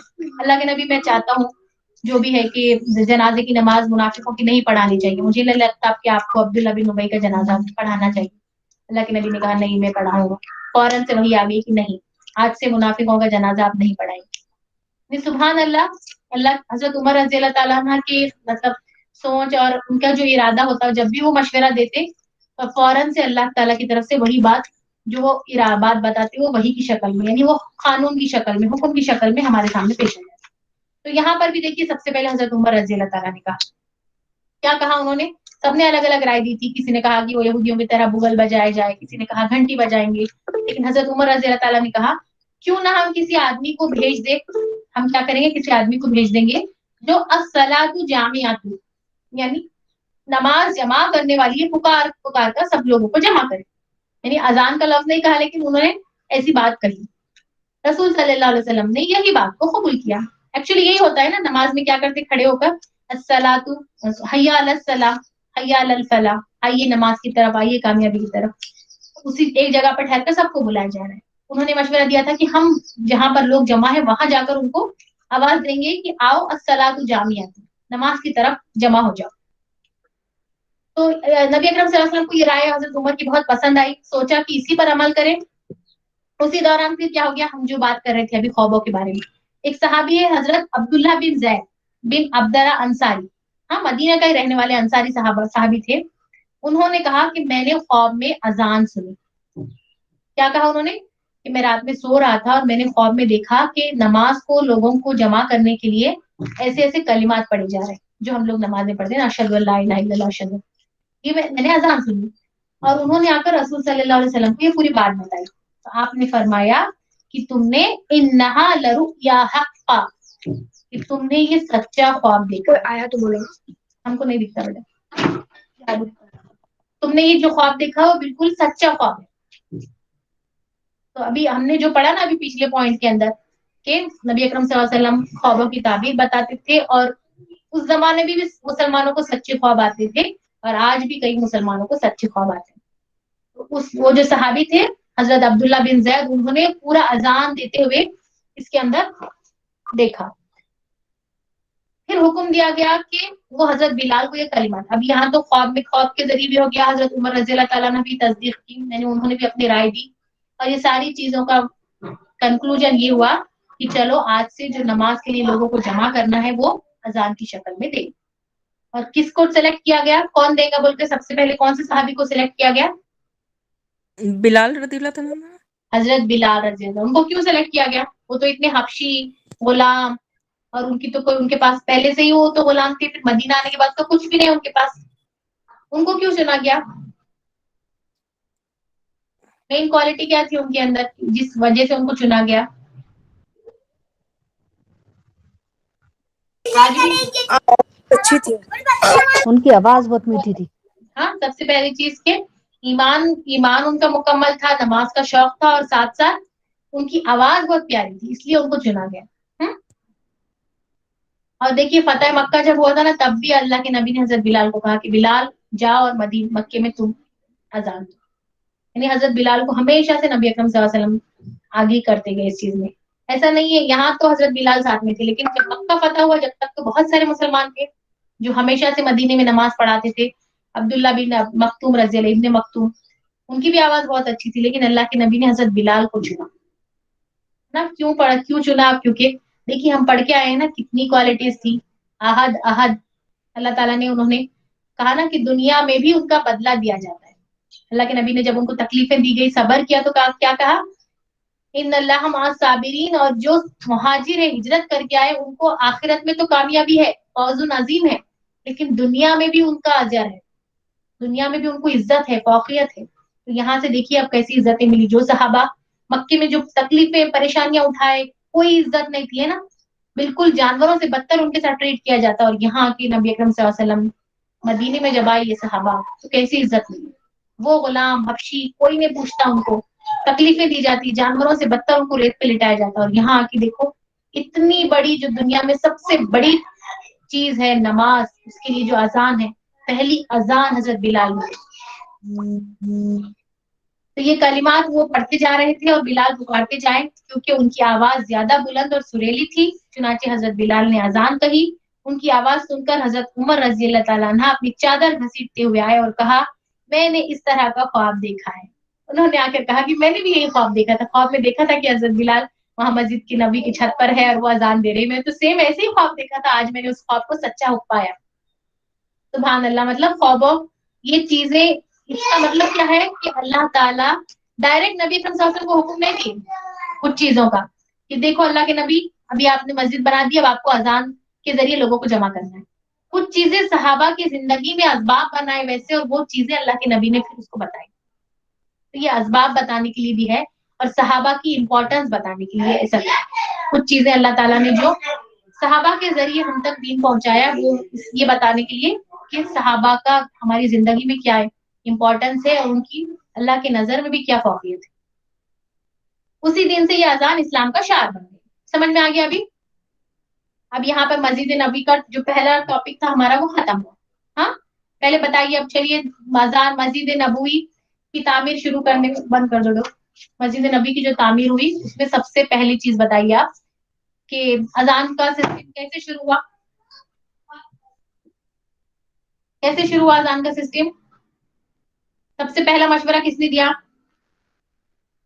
उमर रदियल्लाहु तआला अन्हु। हजरत उमर रजी अल्लाह तआला। हजरत उमर रजी और अल्लाह बाकी के जो सहाबा थे उनको अजान देनी चाहिए। जरिए से, ख्वाबों के जरिए से, है ना, अल्लाह ताला ने उनको सच्चे ख्वाब दिखाए, और उनको ख्वाबों के जरिए नबी अकरम सल्लल्लाहु अलैहि वसल्लम को आके मशवरा दिया, और फिर अल्लाह के नबी ने इस मशवरे को पसंद किया, और फिर अजान दे जाने लगी। लोगों को नमाज के लिए इकट्ठा करने की जाने के लिए अजान का रिवाज इस तरह से शुरू हुआ। बहुत इंपॉर्टेंट चीज है, हमको मालूम होनी चाहिए। अब हमको मालूम हो गई ये बात, हम अपने बच्चों को बताएं कि उनको पहले पूछे कि अजान सबसे पहले कैसे दिए, अल्लाह ताला ने कब अजान सबसे पहले दी गई। ऐसा नहीं है कि ये पहली बार अजान दी गई, क्योंकि देखिए हमने हजरत इब्राहिम अलैहिस्सलाम का भी किस्सा पढ़ के आए, है ना। हजरत इब्राहिम अलैहिस्सलाम के जमाने में उन्होंने भी अजान दी थी ना। अल्लाह, हमने जब देखी, हमने इब्राहिम अलैहिस्सलाम की लाइफ स्टोरी पढ़ी थी, वहां पर इब्राहिम अलैहिस्सलाम जब मस्जिद काबे की तामीर कर चुके, तो फिर उन्होंने क्या कहा, अल्लाह ताला ने क्या कहा कि तुम इस पत्थर पर खड़े हो और सबको नमाज के लिए बुलाओ। नमाज के लिए बुलाना मतलब अजान दो, हुक्म था कि अजान दो। हजरत इब्राहिम कहने लगे कि मेरी आवाज कहाँ तक जाएंगी, मेरी आवाज कहाँ तक जाएंगी। जयान, जयान इधर आओ। हाँ, चलो। کیا دیکھو ادھر بیٹھ کے تو اللہ تعالیٰ نے کیا کہا تھا کہ ابراہیم تم یہاں پر کھڑے ہو کر آواز دو، ہم زمین اور آسمان میں جتنی مخلوق ہے سب تک پہنچا دیں گے. اور معلوم ہے جتنے لوگ دنیا میں انسان تھے زندہ، جتنے مردہ، ان کو اذان سنائی گئی.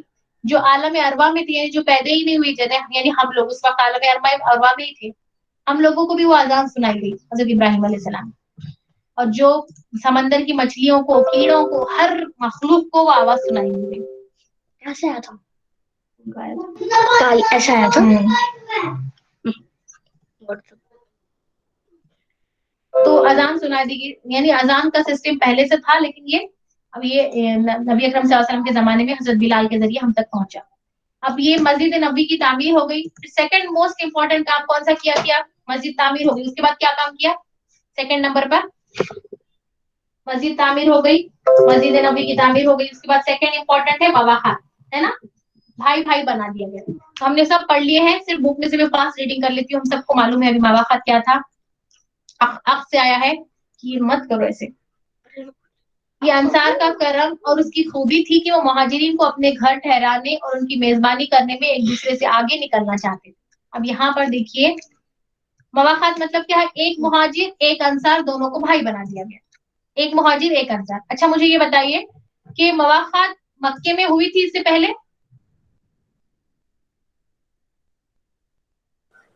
جی ہاں ہوئی تھی. نیکسٹ والی بتاؤ سلائیڈ. مواخات والا کس کے بیچ میں ہوئی تھی مواخات؟ مکے میں نے بتایا نا، یہ چارٹ بتایا تھا، دیکھیے اس کے اندر مکے میں جو مواخات ہوئی تھی کس کے بیچ میں ہوئی تھی؟ لاسٹ کلاس میں بتایا تھا میں نے، گروپ پہ بھی بھیجا ہے میں نے. یہ دیکھیے مصعب بن عمیر اور سعد بن ابی وقاص، یہ دو صحابیوں کے بیچ میں کیوں مکے میں کیوں مواخات ہوئی تھی؟ مکے میں مواخات کرانے کا کیا؟ وہاں تو مہاجر انصار ایسا کچھ نہیں تھا، وہاں تو سارے لوگ تھے. وہاں پر بھائی بھائی کیوں بنا دیا گیا تھا؟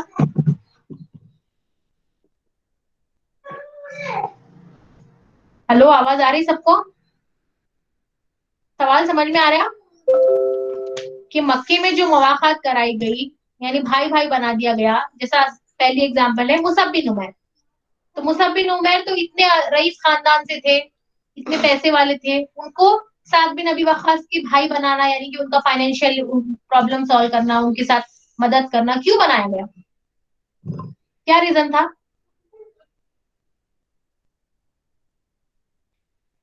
لاسٹ کلاس میں بتایا تھا میں نے. اچھا مصعب بن عمیر جب مسلمان ہو گئے تو کیا کیا گیا؟ ان کے گھر والوں نے ان کے ساتھ کیا کیا؟ ان کو گھر سے برہنہ کر کے اور باہر نکال دیا گیا تھا. تو یعنی وہ بالکل بے گھر کر دیا ان کو. تو اب ان کو ایک آسرے کی، ایک مدد کی، ایک سہارے کی ضرورت تھی حضرت مصعب بن عمیر کو. تو پھر نبی اکرم صلی اللہ علیہ وسلم نے کیا کیا؟ پھر جو اچھے یعنی جو خود کفیل مسلمان تھے، جو اس زمانے میں سردار والے مسلمان، سعد بن ابی وقاص کیا تھے؟ سردار تھے، ان کو کوئی تکلیف نہیں دیتا تھا وہ مسلمان ہونے کے بعد. تو ایسے سرداروں سے ان کی مواخات کرا دی کہ تم ابھی ان کے ساتھ رہو، تمہارے فائنینشیل پرابلم یہ سالو کریں گے، تم دونوں بھائی بھائی ابھی. اس طریقے سے مکے میں مواخات کرائے گی. اب زید بن حارث غلام تھے، وہ زید بن حارث ان کو بھی مارا پیٹا جاتا تھا، ان کو بھی تکلیفیں دی جاتی تھی مسلمان ہونے کے بعد. تو پھر ان کو حمزہ رضی اللہ تعالیٰ، کون تھے یہ؟ کون تھے حمزہ رضی اللہ تعالیٰ؟ آپ حضور صلی اللہ علیہ وسلم کے چاچا. کے چچا تھے، آپ سمجھیں؟ دورے رضائی بھائی. بہت بہادر تھے اور سردار بھی تھے مکے کے، ان کو کوئی تکلیف نہیں دیتا تھا، تو ان کے ساتھ پھر ان کی مواخات کرا دی. پھر زبیر بن عوام کی عبداللہ بن مسعود. عبداللہ بن مسعود کہاں سے؟ یمن سے آئے ہوئے تھے بیچارے، دوسرے اس سے آئے ہوئے تھے. تو ان کو زبیر بن عوام اچھے ریپیوٹیڈ خاندان کے، قریش قبیلے کے تھے، ان کو کوئی تکلیف نہیں دیتا، ان کے ساتھ مواخات کرا دی.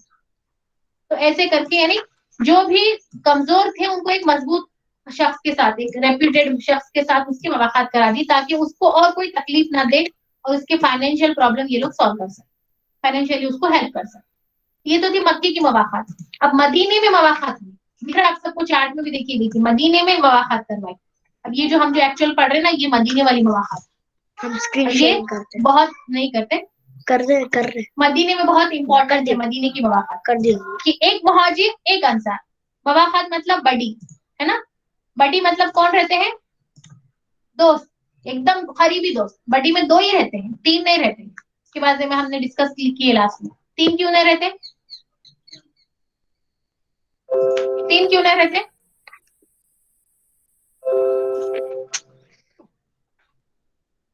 तीन रहेंगे तो फिर वो बटी नहीं रहेंगी, वो मवाखात नहीं होंगी, है ना। कोई भी चीज जो है हमने 2 लोगों के साथ जो हो सकती है, 2 लोगों से कंपनी बनती है, और 3 लोगों से फिर क्या हो जाता है, वो ग्रुप बन जाता, और उसके अंदर फिर वो चीज उस तरीके से अंजाम नहीं होती, क्राउड हो जाता, और जो अमल हो सकता है, जो फायदा हो सकता है, वो नहीं हो सकता है। तो देखिए यहाँ पर मवाखात मदीना और मुहाजिर जो मक्के से आए थे, तकरीबन 90 मुहाजिर, 90 मुहाजिर को 90 अंसारों के साथ मवाखात कराई। यानी एक मक्के का शख्स, एक मदीने का शख्स, नबी अकरम सल्लल्लाहु अलैहि वसल्लम दोनों को पकड़ा, आज से तुम भाई भाई। एक मक्के का शख्स, एक मदीने का शख्स, आज से तुम भाई भाई। तो इसमें फायदा किसका होने वाला था? मक्के से जो मुहाजिर आए थे, इनके पास कुछ भी नहीं था, है ना। हमने वाला मुहाजिर का मतलब क्या है? जो हिजरत करके आए हैं, जो अपना घर बार, बीवी, बच्चे, हर चीज, जमीन जायदाद, सब कुछ छोड़ के आए थे। सिर्फ अल्लाह के रसूल के खातिर ये लोग अपने अल्लाह के दीन के लिए लोग हिजरत करके आए। अब ये लोगों को हर चीज की जरूरत थी। सर छुपाने के लिए छत चाहिए था,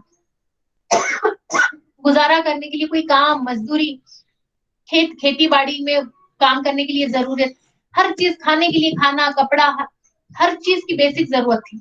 इसलिए अल्लाह के नबी ने मवाखात कराई ताकि एक बैलेंस निजाम कायम हो वहां पर समाज के अंदर हर किस्म के लोगों को, ताकि अंसार अगर मुहाजिरीन को थोड़ा सा भी सपोर्ट करेंगे फाइनेंशियली भी, इमोशनली, तो ये लोग खुद अपने पैरों पर खड़े हो जाए। और फिर आगे जाकर देखिए, जंगें हुई, जंगों में इतना माले गनीमत आया, इतना माले गनीमत आया कि, और ये जो अंसार जिन्होंने अभी ये जो मुहाजिरीन आए थे, इनको जो सपोर्ट किया, है ना, कैसे कैसे सपोर्ट किया, अभी वाकयात पढ़ेंगे हम। तो ये लोगों ने अंसार ने कैसे सपोर्ट किया, फिर मुहाजिर जब वापस स्टेबल हो गए, यानी जंगों में माले गनीमत आने के बाद जब ये लोग स्टेबल हो गए, इनके पास भी इतना माल आ गया, तो इन लोगों ने फिर वापस से इनको क्या किया, इनके सारे माल जो है उनको वापस लौटाया। सुभान अल्लाह। तो देखिए नबी अकरम सल्लल्लाहु अलैहि वसल्लम ने इस मोहब्बत व ईसार को अंसार और मुहाजिरीन में भाईचारा करा। मवाखात मतलब क्या है? मवाखात का मतलब क्या है? जल्दी से बोलिए। मवाखात मतलब भाईचारा। भाईचारा किसको बोलते हैं? दो लोग, एक मुहाजिर एक इंसान, भाई भाई, भाईचारा, अल्लाह की खातिर मोहब्बत। ये कोई सच में भाई भाई नहीं थे, उन्हीं रिश्ता नहीं था इनके बीच में, लेकिन ये मुहाजिर हिजरत करके किस लिए आए थे? अल्लाह के कलमे के लिए, अल्लाह के रसूल के लिए। और यहाँ के अंसार क्यों मदद कर रहे हैं? अल्लाह की खातिर मोहब्बत, for the sake of Allah only. तो इसीलिए इसको मवाखात कहते हैं। आप सल्लल्लाहु अलैहि वसल्लम ने हर अंसारी और उसके मुहाजिर मेहमान को, मुहाजिर कौन थे? मेहमान थे, ये लोग मक्के से आए हुए थे, इनके पास मेहमान के थे, भाई करार दिया। ये कुल 90 आदमी थे, आधे मुहाजिरीन आधे अंसार, टोटल मिला के नियर अबाउट बताया जाता कि 186, कितने थे? 186 लोग आपस में मवाखात के साथ रह रहे।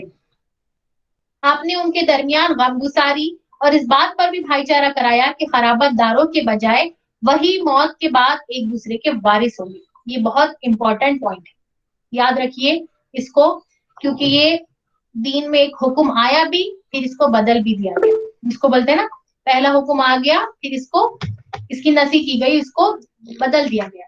तो कुछ अहकाम थे दीन शरीयत में हमारे जो पहले आए, फिर उसको वक्त के हिसाब से अल्लाह के नबी ने अल्लाह के हुक्म से उसको बदल दिया। तो देखिए यहाँ पर जब मवाखात कराएंगे, एक मक्के का एक मदीने का, दोनों को भाई भाई बना दिया गया।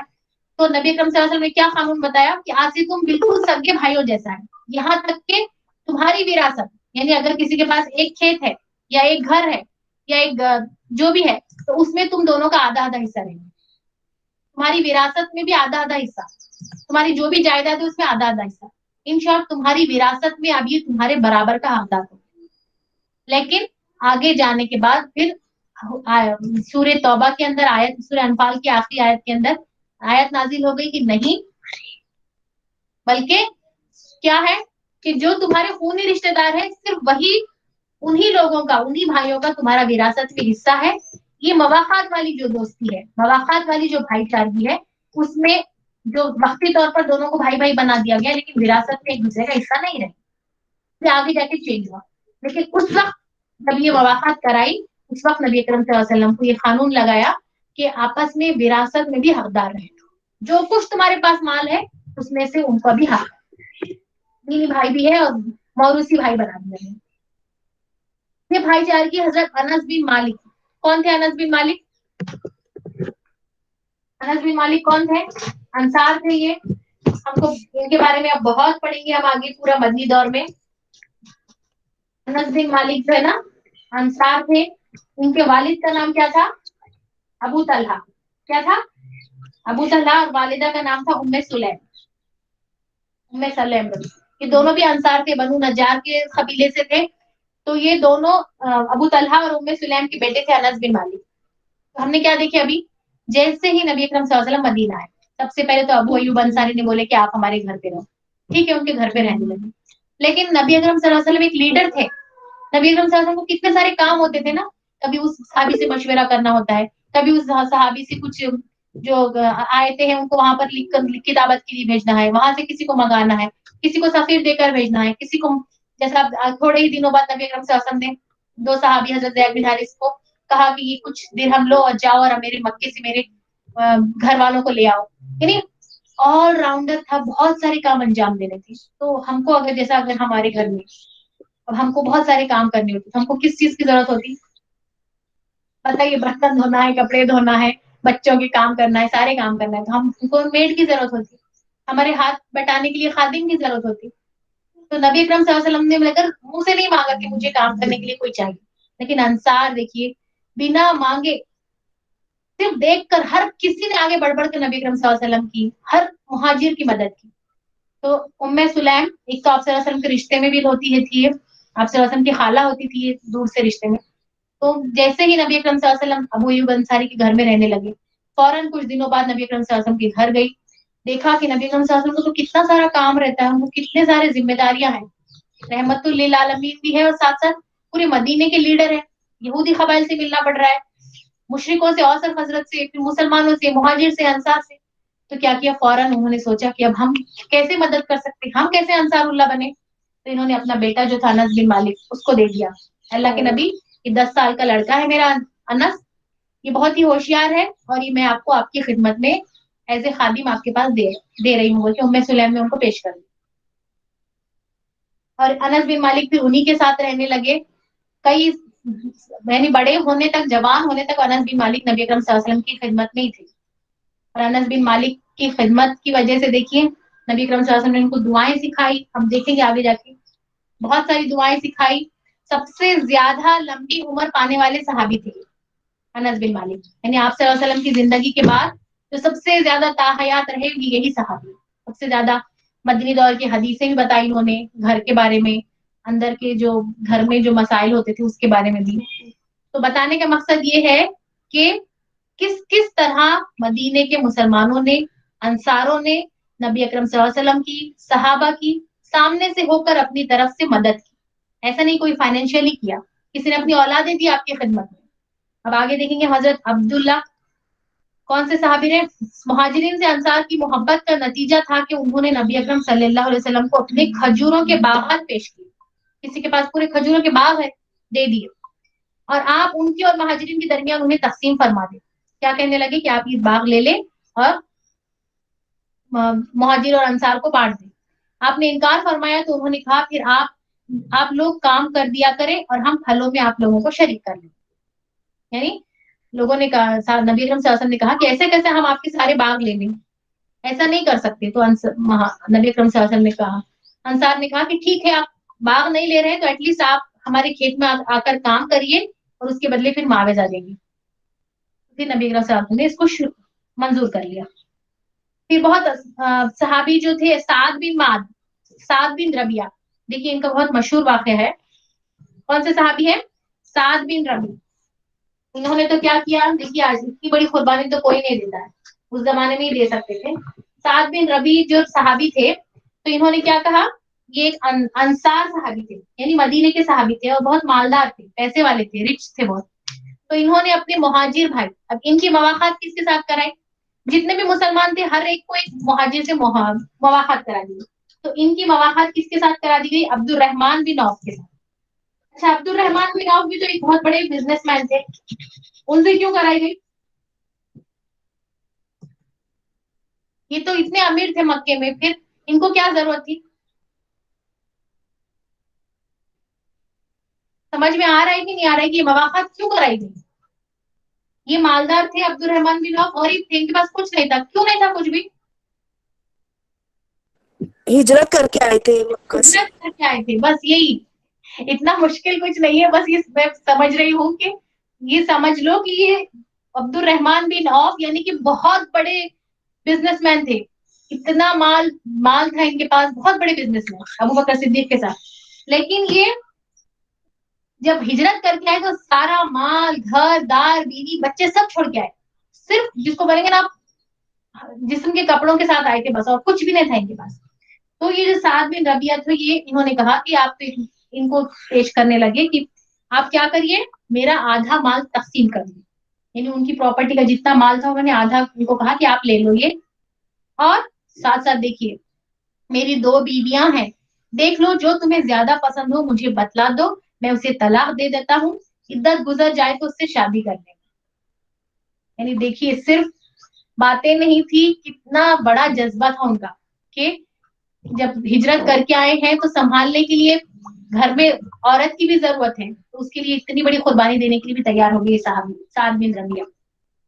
عبد الرحمان بن عوف, ایسا نہیں کہ دیکھو مہاجرین بھی ایسے نہیں تھے کہ انصار آپ کے سامنے سے آفر دے رہے تو فٹ فٹ لے لیں, ہم کو تو اگر کوئی آفر دیں گے تو ہم تو فٹ فٹ لے لیں گے, ہم مجبور رہیں گے تو. لیکن یہ بھی ایسے نہیں تھے, بہت غیرت مند اور اللہ پر توکل کرنے والے. عبد الرحمان بن عوف نے کہا اللہ آپ کے اہل اور مال میں برکت دے. نہیں لیا انہوں نے, نہ انہوں نے آئیڈی جائیداد لی, نہ ہی ان کی بیوی سے نکاح کرنے کا مشورہ کو تجویز کو قبول کیا. آپ لوگوں کا بازار کدھر ہے, بلکہ کیا کہا کہ آپ بزنس مین ہے نا, تو میں آپ کی بزنس میں کام کرنا چاہتا ہوں. اور ان کا بازار پوچھا, پھر بازار میں گئے, کیونکہ یہ آلریڈی ایک بہت بڑے مرچنٹ تھے, بزنس مین تھے. وہاں پر بازار میں جانے کے بعد وہاں پر کام کرنا شروع کیا, محنت کی, اور کچھ ہی دنوں کے اندر انہوں نے بنو خینخواہ کا بازار بتا دیا. یہ بنو خینخواہ کا بھی ایک چیز کلیئر کرنی ہے مجھے. بنو خینخواہ کا آج 4:30 کو کلاس اینڈ کرنی ہے نا. بنو خینخواہ کا بازار بتلا دیا. واپس آئے تو ان کے پاس اب یہ لوگ بنو خینخواہ کا بازار بتائے کہ دیکھو وہاں پر بازار لگتا ہے, جائیے آپ. عبد الرحمان بن عوف گئے وہاں بازار میں, بہت دن تک کام کرتے رہے. تو جب انہوں نے کام شروع کر دیا تو ان کے پاس پھر کچھ یعنی ایکسٹرا, ان کے پاس کچھ ایکسٹرا پنیر تھا, گھی تھا. پھر تھوڑے ہی دن, یعنی شروعات میں پنیر اور گھی کیوں بتا رہے, معمولی چیزیں, کیونکہ وہ زمانے میں صرف ہم نے دیکھا نا کہ مدینے کے لوگ کیا کرتے تھے, کھیتی کرنا, جانور پالنا. اور پنیر اور گھی تو ہر گھر میں موجود ہوتا, دودھ سے پنیر بناتے اور گھی بناتے. تو پنیر اور گھی صرف اویلیبل تھا ان کے پاس, لیکن اس پنیر اور گھی سے انہوں نے اپنا بزنس شروع کیا, اور کچھ ہی دنوں میں وہ مدینے کے بھی بہت بڑے رچ بزنس مین بن گئے. سبحان اللہ. یعنی بزنس کے لیے پیسہ, ریسورسز کی ضرورت نہیں ہوتی, مائنڈ اور ٹیکنیک ہونی چاہیے اور محنت ہونی چاہیے. تو وہ عبد الرحمان بن عوف کے اندر تھی. انہوں نے کچھ ہی دنوں کے اندر واپس مدینے میں بھی مال کمایا, اور فوراً کچھ تھوڑے ہی دنوں کے اندر پھر انہوں نے ایک مال بھی کما لیا اور ایک انصاری عورت سے شادی بھی کی. یعنی دوسری لڑکی, یہ ان کی بیوی سے نہیں کی انہوں نے, دوسری عورت سے انہوں نے نکاح بھی کر لیا. اور نکاح بھی ایک دم سادگی سے کیا, یہاں تک کہ نبی کریم صلی اللہ علیہ وسلم کو بھی نہیں بلایا. چھوٹا سا معمولی سے نکاح کیا. اس میں بتایا جاتا نا سونے کا, کھجور کی گٹلی کے برابر جو سونا تھا اس کو ان کی بیوی کو مہر میں دیا تھا انہوں نے. تو یہ تھا مواخات. یعنی اس میں بہت سارے واقعات تھے, ابھی ہم پڑھیں تو اتنا ٹائم بھی نہیں ہے. صرف اتنا یاد رکھیے کہ ایک مہاجر ایک انصار کے بیچ میں مواخات ہوئی, اللہ کی خاطر محبت تھی. یہ اخوت جو تھی, محبت جو تھی, وہ اللہ کی خاطر تھی, دنیاوی فائدوں کے لیے نہیں تھی. اور اس میں ہمارے لیے سبق کیا ہے, جو میں نے لکھی ہے, دیکھیے آپ لوگ نیچے پڑھیے وہاں پر آگے ہو پیج, کہ یہ جو مواخات سے ہمارے لیے سبق کیا ہے, کہ ہمیں بھی دین کا علم یعنی قرآن, یعنی آپ لوگ بھی کہیں کلاسز کر رہے ہوں گے, ہم بھی کلاسز کر رہے ہیں. میں نے لاسٹ کلاس میں بھی بتایا کہ ہم لوگ کو بھی باجی نے سب لوگوں کو 2-2 کے گروپس بنائے ہیں, اور ہم آپس میں ویسے ہی ایک دوسرے کو لیسن سناتے ہیں, اور اس سے ہم کو بہت فائدہ ہوتا ہے, سچ میں فائدہ ہوتا ہے. تو آپ لوگ بھی ایک دوسرے کے جو بھی تجوید کر رہے ہیں, گرامر, تفسیر, جو بھی کلاسز کر رہے ہیں, ایک فرینڈس بنانا چاہیے, تاکہ ہم اپنے اپنے لیسنس ان کو سنائیں اور اس سے ایک دوسرے کو فائدہ پہنچائے. ایسا نہیں کہ خالی گپے مار رہے ہیں, ٹائم ویسٹ کر رہے ہیں, ایسا نہیں. اس سے بے حد خیر پہنچتی ہے, نیک عمل کرنا آسان ہو جاتا ہے نا, کمپٹیشن ہو جاتا ہے, ارے یہ تو یہ کر پا رہی ہے, اس نے اس کا ہو گیا ہوم ورک تو میرا کیوں نہیں ہوگا, اس کو اتنی آیتیں لان ہو گئی مجھے کیوں نہیں ہوگی, تو اس سے ایک دوسرے کی وجہ سے انسپریشن بھی ملتی ہے. مواخات سے مسلمانوں کے بہت سے مسائل کا حل نکلتا ہے, یعنی جو بھی ہمارے چھوٹے چھوٹے پرابلمس رہتے ہیں, ہم کوئی اگر بیسٹسٹ فرینڈ رہے ہمارا تو ہم اس کو بتاتے ہیں, پھر وہ ہم کو دین والی فرینڈ ہوں گی تو ہم کو اس کا راستہ بتاتی, ہمارا پرابلم آٹومیٹک سالو ہو جاتا. فائنلی کیا ہے, تقویٰ فی اللہ اخوت خونی رشتوں سے بڑھتا ہے, یعنی یہاں پر مواخات سے ہم کو کیا سبق ملتا ہے کہ ہمیں اللہ کی خاطر محبت کرنا ہے. یہ ساری مہاجر اور انصار کیا لینا دینا تھا ان کا, یہ ایک دوسرے کو پہچانتے تھے, مکہ سے آئے ہیں, یہ مدینہ میں رہنے والے, مدینے والے تو سوچ لی, مکہ والوں کو تو سمجھ میں آتا ہے کہ مکہ میں وہ لوگوں کو تکلیفیں دے رہے تھے اس لیے آ گئے. مدینہ والے وہ بولیں گے خواہ مخواہ اپنا گھر دار سب ان کو دے دو, اچھا بھلا رہ رہے تھے, اب یہ تو سب جانے لگا, لیکن اتنی پریشانیاں کیوں اٹھائے. اب آگے دیکھیں گے ہم جنگوں میں بھی سب سے پہلے جو پہلی صفوں میں فرنٹ لائن میں جو ٹھہرتے تھے انصاری صحابہ, ہر وقت انصاری صحابہ. مدینے کے لوگوں نے مہاجرین سے سبقت لی ہے, اسی لیے انصار کے بارے میں نا بہت ساری حدیثیں ہیں, ابھی ٹائم نہیں ہے, صرف اتنا یاد رکھیے کہ انصار کا نام بتائیے, انصار کو یعنی مدینے میں رہنے والے مسلمانوں کو یہ انصار نام کس نے دیا؟ اللہ رب العزت نے.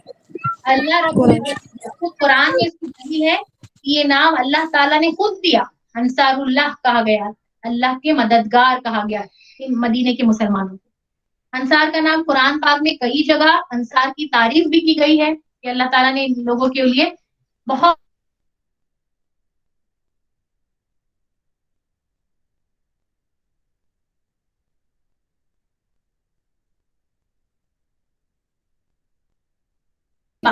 جو کوئی حکم آتا پہلا فرنٹ لائن میں آ جاتے انصار. تو تعریف کیوں کی گئی ہے کہ مہاجرین جو تھے وہ تو 13 سال سے نبی اکرم صلی اللہ علیہ وسلم کے ساتھ رہ رہے تھے, ٹریننگ ہو رہی تھی, ان کی تربیت ہو رہی تھی, ان کو پتا تھا, یہ لوگ تو ابھی جسٹ ملے تھے, ہے نا. اگر کوئی دیکھیے ہمارے پاس ہمارے 2 فرینڈس رہتے, کوئی ہمارے کلاس میں ایک نیا اسٹوڈنٹ آ جاتا ہے یا پھر کوئی تو ابھی جسٹ آیا ہو, پہلے ہی دن سے وہ ایک دم شارپ ہو کے سارا ہوم ورک بھی کر رہا ہے, ساری بات کر رہا ہے, تو کیا بولیں گے, اس سے زیادہ امپریس ہو جائیں گے نا کہ یہ تو پرانے اسٹوڈنٹ ہے, فرسٹ اسٹینڈرڈ سے ہمارے ساتھ تھے اور وہ تو کر رہے ہیں, تو ان کو تو معلوم ہے اسکول کے رولس ریگولیشن. لیکن جو نئے آ گئے ہیں تو انصار کہتے ہیں نیو تھے نبی اکرم صلی اللہ علیہ وسلم کو, تو ابھی جانے تھے انہوں نے, لیکن ہر حکم کے اوپر پہلے سمینا و اطاعنا کرتے. نبی اکرم صلی اللہ علیہ وسلم نے انصار کے بارے میں تعریف کی کہ حدیث ہے کہ انصار سے محبت تو صرف مومن ہی کر سکتا ہے, اور منافق یا مشرک تو انصار کے بارے میں بغض ہی رکھ سکتا ہے. اور ایک حدیث میں ہے کہ انصار جس گھاٹی میں چلیں گے میں بھی اسی گھاٹی میں چلوں گا, اگر میں نے ہجرت نہ کی ہوتی تو میں بھی انصار ہونا پسند کرتا. سمجھ میں آ رہی ہے بات, یعنی انصار کی اللہ نے تعریف کی اگر میری تقدیر میں, کیونکہ اس سے ہم کو ہجرت کی بھی اہمیت سمجھ میں آتی, ہجرت کا بھی ثواب کتنا بڑا ہے. دیکھیں گے آگے سورہ توبہ میں تو اتنا بتایا, یا ایھا الذین آمنوا وہاجروا, بار بار آئے گا کہ ہجرت کتنا بڑا ثواب ہے, کتنی بڑی نیکی ہے. جو ایمان اللہ کی خاطر ایمان لائے, انہوں نے ہجرت کی, تو ان کے لیے جنت ہے, جنت العدن ہے, ہمیشہ کی جنت ہے. تو نبی اکرم صلی اللہ علیہ وسلم اور ان کے زمانے میں, اچھا ایک مرتبہ کیا ہوا تھا معلوم, نبی اکرم صلی اللہ علیہ وسلم نے ایک جگہ ٹھہرے, ایک انسیڈنٹ ہوا, واقعہ ہوا, اس کے بعد نبی اکرم صلی اللہ علیہ وسلم نے کھڑے ہو کر انصار کے لیے ہاتھ اٹھا کر دعا کی. کئی بار دیکھیں گے ہم, کئی جنگوں میں ہے, بھی ریسنٹلی جنگ حنین میں, جنگ طائف میں ہم لوگ پڑھ کے آئے, تو اس میں نبی اکرم صلی اللہ علیہ وسلم ہر وقت کھڑے ہوتے ہیں, اور انصار کچھ پرابلمس ہو جاتی ہے, انصار فوراً سے سوال کرتے ہیں, کیونکہ تربیت نہیں تھی نا, وہ سمجھ نہیں پاتے تھے نبی اکرم صلی اللہ علیہ وسلم نے کیسے ڈیسیجن لیا, پھر سوال کرتے تھے, اللہ کے نبی ہم نے تو اتنی محنت کی, پھر آپ نے ہم کو نہیں دے کر ان کو کیوں دے دیے. نبی اکرم صلی اللہ علیہ وسلم ایکسپلین کرتے کہ اچھا یہ ریزن تھا, تو پھر ان کو جب سمجھ میں آتا تو وہ رونے لگ جاتا. پھر اللہ کے نبی کہتے کہ انصار صحابہ کو کہ مجھے تم سے سب سے زیادہ محبت, میں تم کو کبھی نہیں چھوڑوں گا. اور دیکھیے نبی اکرم صلی اللہ علیہ وسلم بعد میں چاہتے تو نبی اکرم صلی اللہ علیہ وسلم مکہ چلے جاتے, لیکن نبی اکرم صلی اللہ علیہ وسلم مدینے میں ہی رہے, مدینے میں ہی تدفین ہوئی, مدینے میں ہی نبی اکرم صلی اللہ علیہ وسلم کی خبر مبارک بھی ہے. تو نبی اکرم صلی اللہ علیہ وسلم کو انصار سے, مدینہ سے بھی محبت ہے. تو میں جو بات بتا رہی تھی کہ نبی اکرم صلی اللہ علیہ وسلم نے انصار کے لیے دعا کی, دونوں ہاتھ اٹھا کر, اور کیا کہا, اے اللہ ان جتنے بھی صحابی انصار ہیں سب کو تو معاف کر دے, ان کی اولادوں کو تو معاف کر دے, ان کی اولادوں کو تو معاف کر دے. 3 مرتبہ یہ جملے کہے. تو یہ اس کی تفسیر یہ بتائی جاتی ہے کہ اس وقت کے جو صحابہ تھے اس کے انصار ان سب کی بخشش، کیونکہ وہ سب پھر ان کے بعد جو تھے وہ تابعی تھے، پھر اس کے بعد تبا تابعی، تو ان سب کے لیے اللہ کے نبی نے دعا کی. اور دیکھیں گے کہ وہ 300 سال جو آئے تھے نبی اکرم صلی اللہ علیہ وسلم، اس کے بعد خلفائے راشدین کا، اس کے بعد تبا تابعین کا، یہ خیر القرون سب سے بہترین سال تھے، کیونکہ اللہ کے نبی نے ان لوگوں کے لیے، ان صحاباؤں کے لیے دعائیں دی. اس کے بعد پھر شرک بدعت سب غلط ملت ساری بگاڑ آ گئے. تو نبی اکرم صلی اللہ علیہ وسلم کی دعا بھی تھی، انس رضی اللہ تعالیٰ کو دعا دی. اور دیکھیے نا انس رضی اللہ تعالیٰ عنہ کو کتنی لمبی عمر پائی. انس رضی اللہ تعالیٰ عنہ کے لیے نبی اکرم صلی اللہ علیہ وسلم نے اور ایک دعا دی تھی حضرت طلحہ کہ تمہارے علم میں برکت ہو. جو دعائیں اللہ وسیلی فی بارک لی ورزقی، ان کی علم کی برکت کی جو دعا تھی. اور یہ جو دعا ہم نماز کے بارے میں پڑھتے ہیں نا، اللہم اعنی علی ذکرک و شکرک و حسن عبادتک، یہ بھی حضرت انس رضی اللہ تعالیٰ کو آپ صلی اللہ علیہ وسلم نے سکھائی. بچپن میں چھوٹے 10 سال کے تھے، آپ صلی اللہ علیہ وسلم سے ہر وقت دعائیں سیکھنے کا شوق ہوتا. اللہ کے نبی اب کیا پڑھنا ہے، وضو کرتے وقت کیا پڑھنا ہے، اب کیا پڑھنا ہے، نماز کے بعد کیا پڑھنا ہے، اللہ کے نبی کو دعائیں سکھاتے جاتے. اور وہی دعائیں پھر وہ ہم تک وہاں تک پہنچی الحمدللہ. تو بتانے کا مقصد یہ ہے کہ ہم کو بھی انصار اللہ بننا ہے انشاءاللہ، ہے نا. ہم کو تو ہجرت کر کے کہیں نہیں جا سکتے. ہم اگر موقع دیں گے انشاءاللہ نیت تو رکھنا ہے، کیونکہ ہجرت کا ثواب ہے. لیکن اب گھر بیٹھے بیٹھے ہم یہ سبق پڑھ لیے، ہم نے یہ لیسن، ہمارا سیرت کا یہ حصہ ہم سے گزر گیا. ہم سب یہ نیت کریں گے کہ انشاءاللہ ہم سب بھی انصار اللہ، اللہ کے مددگار، اللہ کے دین کے مددگار، اللہ کے دین کا جو کام کر رہے ہیں ان کے لیے مددگار بنیں گے انشاءاللہ. کہیں یہ نیت کریے تو ہم کو بھی انشاءاللہ اجر ملے گا. کیونکہ انصار کے لیے کیا کہا اللہ نے؟ انصار کے لیے جنت العدن ہے.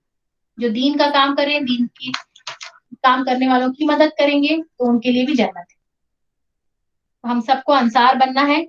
اب جو تیسرا کام جو کیا، تیسرا کام کیا کیا؟ اب مدینے میں آنے کے بعد نبی اکرم صلی اللہ علیہ وسلم نے مواخات کر دیے. اب میں نے کہا تھا 3 چیزیں، یہ اتنا پوائنٹ کلیئر کر لیں گے 5 منٹ میں، پھر انشاءاللہ ہم یہاں روکیں گے. کہ مدینے میں جب آئے تھے نبی اکرم صلی اللہ علیہ وسلم، یہ والا بتاؤ جائے دوسرا پیج، یہ والا بتا دیجیے. دیکھیے میثاق مدینہ جو ہے نا، اس کو سمجھنے کے لیے امپورٹنٹ ہے کہ آپ مدینے کی آبادی کو سمجھیں. جو پوائنٹس ہے وہ تو بکس میں اویلیبل ہے، ابھی پوائنٹس میں پڑھ کے بتا دوں گی یا پھر میں اس کو گروپ پہ ڈال دوں گی، یہ پوائنٹس پڑھ لیجیے آپ. لیکن میثاق یعنی پکا والا. میثاق کس کو کہتے ہیں؟ آپ کو قرآن میں آیت میں بار بار آئے گا میثاق کا مطلب کیا ہے؟ اللہ کا نام لے کر پکا وعدہ کرنا. میثاق کسے کہتے ہیں؟ دیکھیے میثاق مدینہ کسے کہتے ہیں، یہ والی بتاؤ نا ذرا. رسول صلی اللہ علیہ وسلم نے، یہ دیکھیے آپ لوگوں کو دکھ رہا ہوگا تو صحیح دکھ رہا ہے. رسول صلی اللہ علیہ وسلم نے امن و امان برقرار رکھنے کے لیے، ابھی لے لو، امن و امان برقرار رکھنے کے لیے مدینہ منورہ کے تمام قبائل کو جمع کیا. اب کیا کیا نبی اکرم صلی اللہ علیہ وسلم نے؟ مدینے میں جتنے قبائل تھے، کون کون سے قبائل تھے ابھی وہ میں بتا دوں شارٹ میں، سب کو جمع کیا اور سب کو باہم رضامندی. ایسا نہیں کہ کسی کے اوپر قانون تھوپ دیا گیا کہ تم کو ماننا ہی پڑے گا تلوار کی نوک پر زبردستی، جیسا ہمارے اوپر آج کل ہو رہے، ویسا نہیں، بلکہ سب کی خوشی سے، باہمی رضامندی سے، وہ لوگوں کی دلی خوشی سے. اس میں 3 ٹائپ کے لوگ تھے، یہود، مشرک، مسلمان.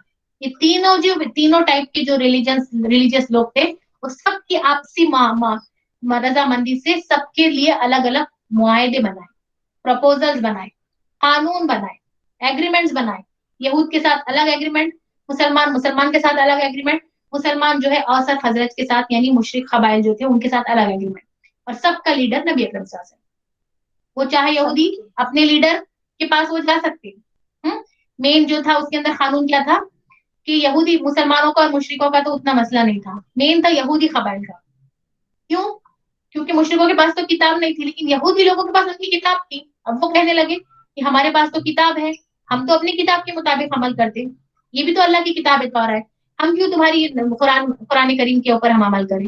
جبکہ ان کو معلوم تھا آخری کتاب، آخری نبی جب آئیں گے پچھلی تمام شریعتیں آٹومیٹک نسخ ہو جائیں گی، ساخت ہو جائیں گی. لیکن اپنی انا کہ نبی اکرم صلی اللہ علیہ وسلم بنی اسرائیل میں سے کیوں نہیں آئے، بنی اسماعیل میں سے کیوں آئے، انا کی خاطر انہوں نے ایکسپٹ نہیں کیا، وہ چھوڑ دیجئے. لیکن اب یہ لوگوں کو کیا میثاق مدینہ میں سب سے امپورٹنٹ پوائنٹ جو ہے نا، پورے اس میں سے خلاصہ میں سے صرف اتنا یاد رکھیے कि नबी अकरम सल्लल्लाहु अलैहि वसल्लम ने यहूद के साथ एक मुआहदे किए, मुसलमानों के साथ अलग मुआहदे किए, पहले तो मवाक़ात बनाई, फिर उनके मुआहदे भी किए, और फिर दूसरे कबाइल से भी मुआहदे किए।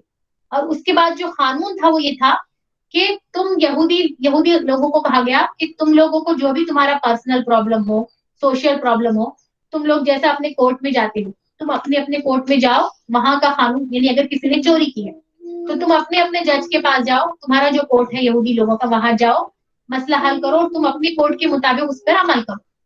लेकिन अगर किसी यहूदी शख्स को लगता है कि यहूदी कोर्ट में, उनका जो कोर्ट है वहां पर उनको इंसाफ नहीं मिल रहा है, तो तुम क्या करना, फिर मेरी कोर्ट में आना। नबी अकरम सल्लल्लाहु अलैहि वसल्लम मस्जिद नबवी में वो जो कोर्ट थी वहां पर कानून और फैसले कर।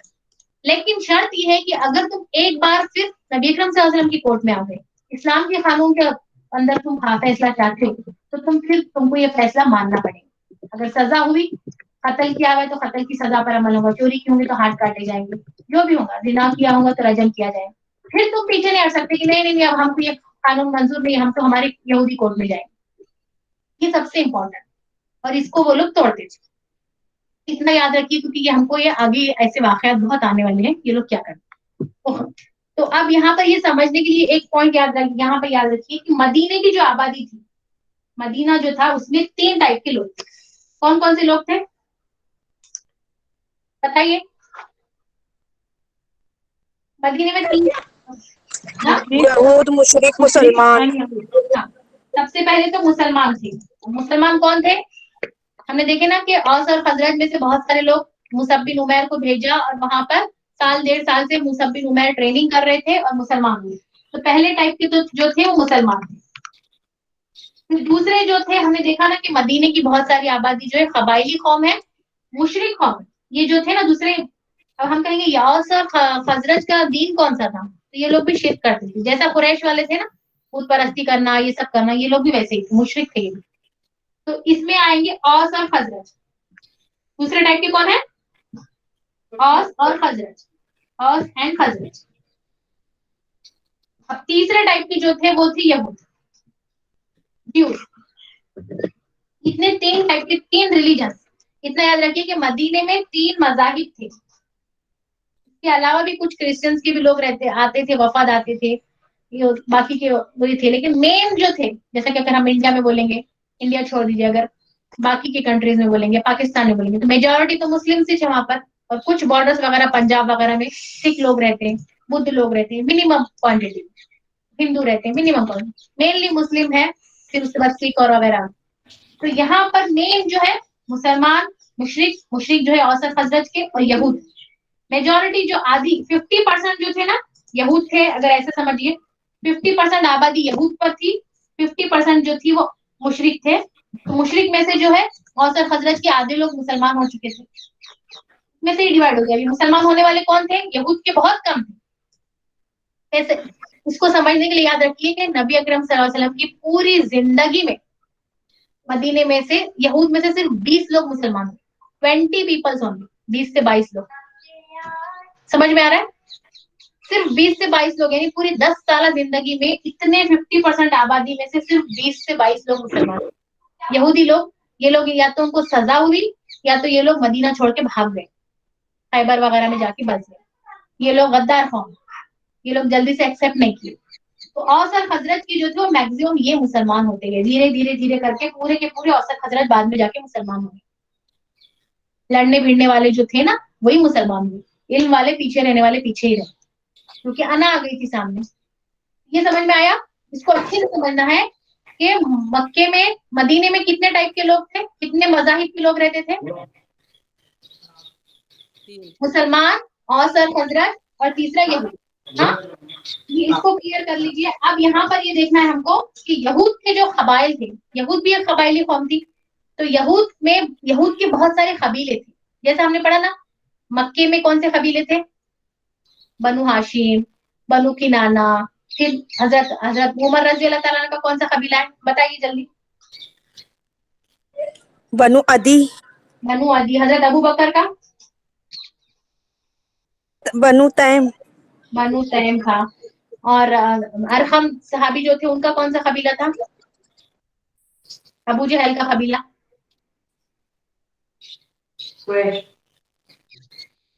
कुरैश नहीं थे ना, बनु मखजूम जो हमने पढ़ा था अब्दुल्ला बिन जुबनान के घर पे हल्फुल फुजूल हुआ था, उसके अंदर बनु मखजूम भी कबीला, यानी बहुत सारे कबीले थे। मक्के में तो बहुत सारे कबीले थे, लेकिन मदीने में भी वैसे ही बहुत सारे कबीले थे, बनु खुजा, बनु बहुत सारे कबीले, लेकिन जिसको बोलते हैं ना फेमस और डोमिनेटिंग, जो मशहूर भी थे और जिनके पावर हुकूमत भी थी। तो वैसे 3 कबीले, ये 3 कबीलों के नाम सबको पक्के पक्के याद हो जाना है, इसको भूलना ही नहीं है, इसको नोटबुक में लिख लेना है, इसको याद कर लेना है, इसको बार बार नाम आएंगे। 3 कबीले कौन से? सबसे पहले बनु खैनखा। क्या है पहला नाम? बनु खैनखा। समझ में आ रहा है? उर्दू जिसको नहीं आती है, बनु खैनखा बोलिए सब लोग, बनु खैनखा। पहला कबीला कौन सा है? बनु खैनखा। बनु खैनखा। इसका नाम शुरू में अपने को मुश्किल लगेगा, लेकिन इतना आएगा कि सबको याद हो जाएगा। पहला कबीला है बनु खैनखा। बनु खैनखा वाले जो है मदीना के अंदर रहते थे। कहाँ रहते थे ये लोग? हमने पढ़े ना, यहूद के लोग जो थे एक्चुअल यहूद नहीं थे, एक्चुअल मदीने के नहीं थे, एक्चुअल अरब्स नहीं थे, अरब आरेबा नहीं थे, और सिर्फ हजरत अरब आरेबा है, एक्चुअल यहाँ के अरब है। ये लोग आए थे कहाँ से? फलस्तीन से भाग भाग के। वहां पर बुख्ते नजर में और टीटस ने हमला किया, वो हमलों से भाग के आए, इनको कहीं तो जमीन चाहिए थी, और साथ साथ इनकी किताबों में लिखा हुआ था तो क्यों नहीं आके यहाँ बस जाए, इसलिए यहाँ पर बसी थी ये कबाइल। तो ये बनु खैनखा जो थे वो मदीने के अंदर बस गए। फॉर एग्जाम्पल पुणे के सेंट्रल एरिया में आके रह रही है, ये कोंडवा में आके रह रहे, ये शिवाजी नगर में आके रह रहे, आसपास वाघुली इधर उधर नहीं जा रहे, बिल्कुल बीच में रह रहा। बनु खैनखा मदीने के अंदर रहते थे। दूसरा कबीला जो है वो है बनु नजीर। कौन सा कबीला है दूसरा? बनु नजीर। बनु नजीर। बनु नजीर। मुश्किल लग रहा है, कोई बात नहीं, लेकिन ये बार बार आएंगे और ये याद रखना बहुत जरूरी।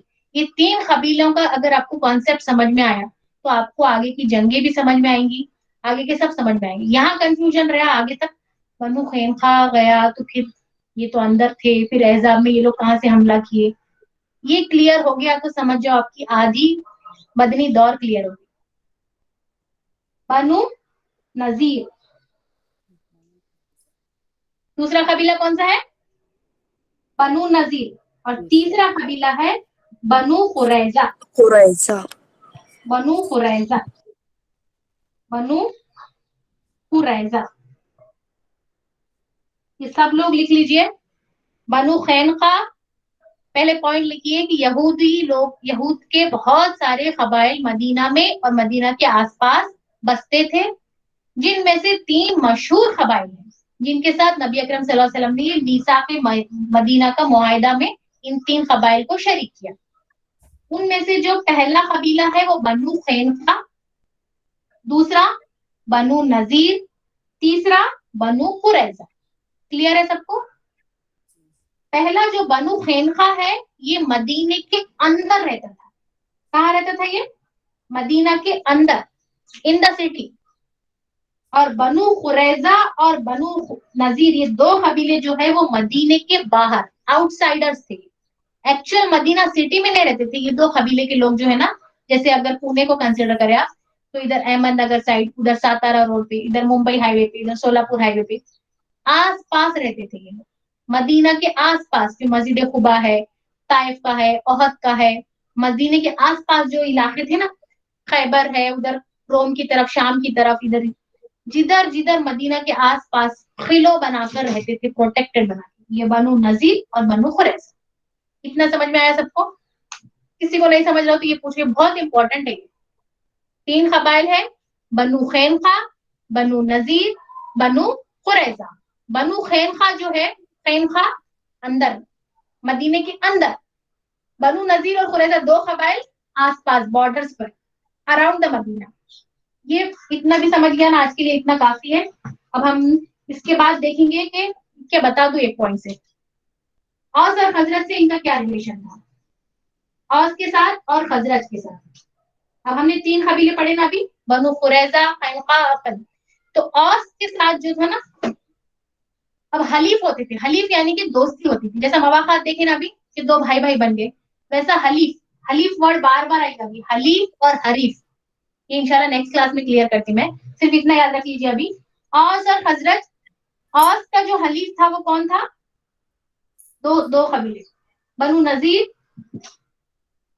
جو باہر والے جو تھے نا, اوس قبیلے کا باہر والوں کے ساتھ, فورن کنٹریز کے ساتھ, بنو نذیر اور بنو قریظہ جو باہر کے ہیں نا, ان کے ساتھ ان کا حلیف تھا, بنو قریظہ کے ساتھ, یعنی ان کے ساتھ دوستی تھی. دوستی مطلب یہ دونوں آپس میں دوست, اگر اوس کے اوپر کسی نے حملہ کیا تو یہ اس کی مدد کرے گا, اس کے اوپر کسی نے حملہ کیا اس کی مدد کرے گا. فار ایگزامپل ابھی امریکہ اینڈ اسرائیل دونوں حلیف بن گئے, دونوں ایک ہو گئے.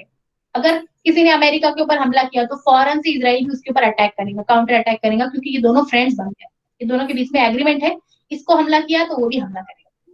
تو ویسا یہ دونوں حلیف تھے, اور قبیلہ اور ساتھ میں بنو نذیر اور بنی قریظہ باہر کی جو تھی. اور خزرج قبیلہ کا حلیف کون تھا؟ بنو قینقاع.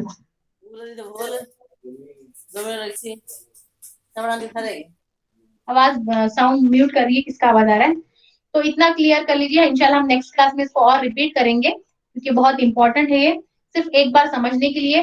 اس کو میں نے جو گروپ پہ بھیجا ہے, سب لوگ اپنی اپنی ہینڈ رائٹنگ میں اپنے اپنے بکس میں یہ 3-4 جو بھیجے نا, اس کو لکھ لیجیے, اس کو پڑھیے, سمجھیے, کیونکہ یہ کلیئر ہوگا تو انشاءاللہ ہم کو آگے جا کر سمجھ میں آئے گا کہ کس نے کدھر سے دھوکہ دیا. یہ لوگ اندر رہتے تھے, اسی لیے یہ لوگوں نے حملہ کیے جنگ احد کے اندر, دیکھیں گے. تو قینقاع اندر تھے, اسی لیے احزاب کے اندر, سوری جنگ احزاب میں یہ لوگوں نے اندر سے ہی بار کر دی. تو یہ سمجھ میں آئے گا ہم کو کہ کون اندر والے ہیں, کون باہر والے ہیں, کس کی کس سے دوستی ہے, کس کی کس سے دوستی نہیں ہے. اوس اور خزرج کی آپس میں دوستی نہیں ہے, لڑتے بھڑتے تھے, لیکن اوس کی یہ 2 یہودی قبائل سے دوستی تھی, خزرج کی 20 یہودی قبائل سے دوستی تھی. لیکن یہ دوستی جو تھی مطلب پرست دوستی تھی, جیسے ہی یہ لوگ صرف نام کے لیے دوستی کرتے تھے, ان کا مقصد یہ تھا کہ یہ دونوں ہمیشہ لڑتے رہے. تو یہ کیسا تھا, یہ اگلی کلاس میں انشاءاللہ ڈسکس کریں گے پورا. چلیے یہاں تک رک جاتے ہیں ہم. تو میثاق مدینہ کیا ہے, اس کو گروپ پہ ڈال دیتی ہوں میں, آپ لوگ پڑھ لیجئے کیونکہ بہت بڑے ہیں یہ. تو اگلی کلاس میں انشاءاللہ تعالی ہم لوگ غزوات اور سیریا کیا فرق ہے, اور جنگیں کیسی ہوئی یہاں سے. پہلی جنگ اسلامی جنگ کون سی ہوئی, بولیے, پہلی اسلامی جنگ کون سی ہوئی؟ جنگ بدر. جنگ بدر. جنگ بدر کیسے ہوئی, اس کے کیا ریزنز تھے, کیسے ہوئی, یہ پلان تھا, ان پلان تھا, اللہ کی کیا مصلحت تھی, یوم الفرقان کیوں کہا گیا, کیسے اللہ کی مدد آئی. انشاءاللہ ہم اگلی 2 کلاسز میں پورا ڈیٹیل میں لیں گے, اور اس کے بعد اس جنگ بدر کے اوپر ہم سب مل کے ڈسکشن کریں گے, جس طرح ہم نے ریویژن کلاس میں کیا نا, ہر ایک کو ایک ایک پوائنٹ دے دیا جائے گا. اس لیے میں بتا رہی ہوں کہ آپ لوگ ابھی سے تیاری شروع کر دیں. اور ہم لوگ تیسری کلاس میں, یعنی کہ اب 2 فرائیڈیز کے بعد تیسرے فرائیڈے کو اس کا پورا ریویژن لیں گے, جس میں ہر ایک کو پارٹیسپیٹ کرنا ہے.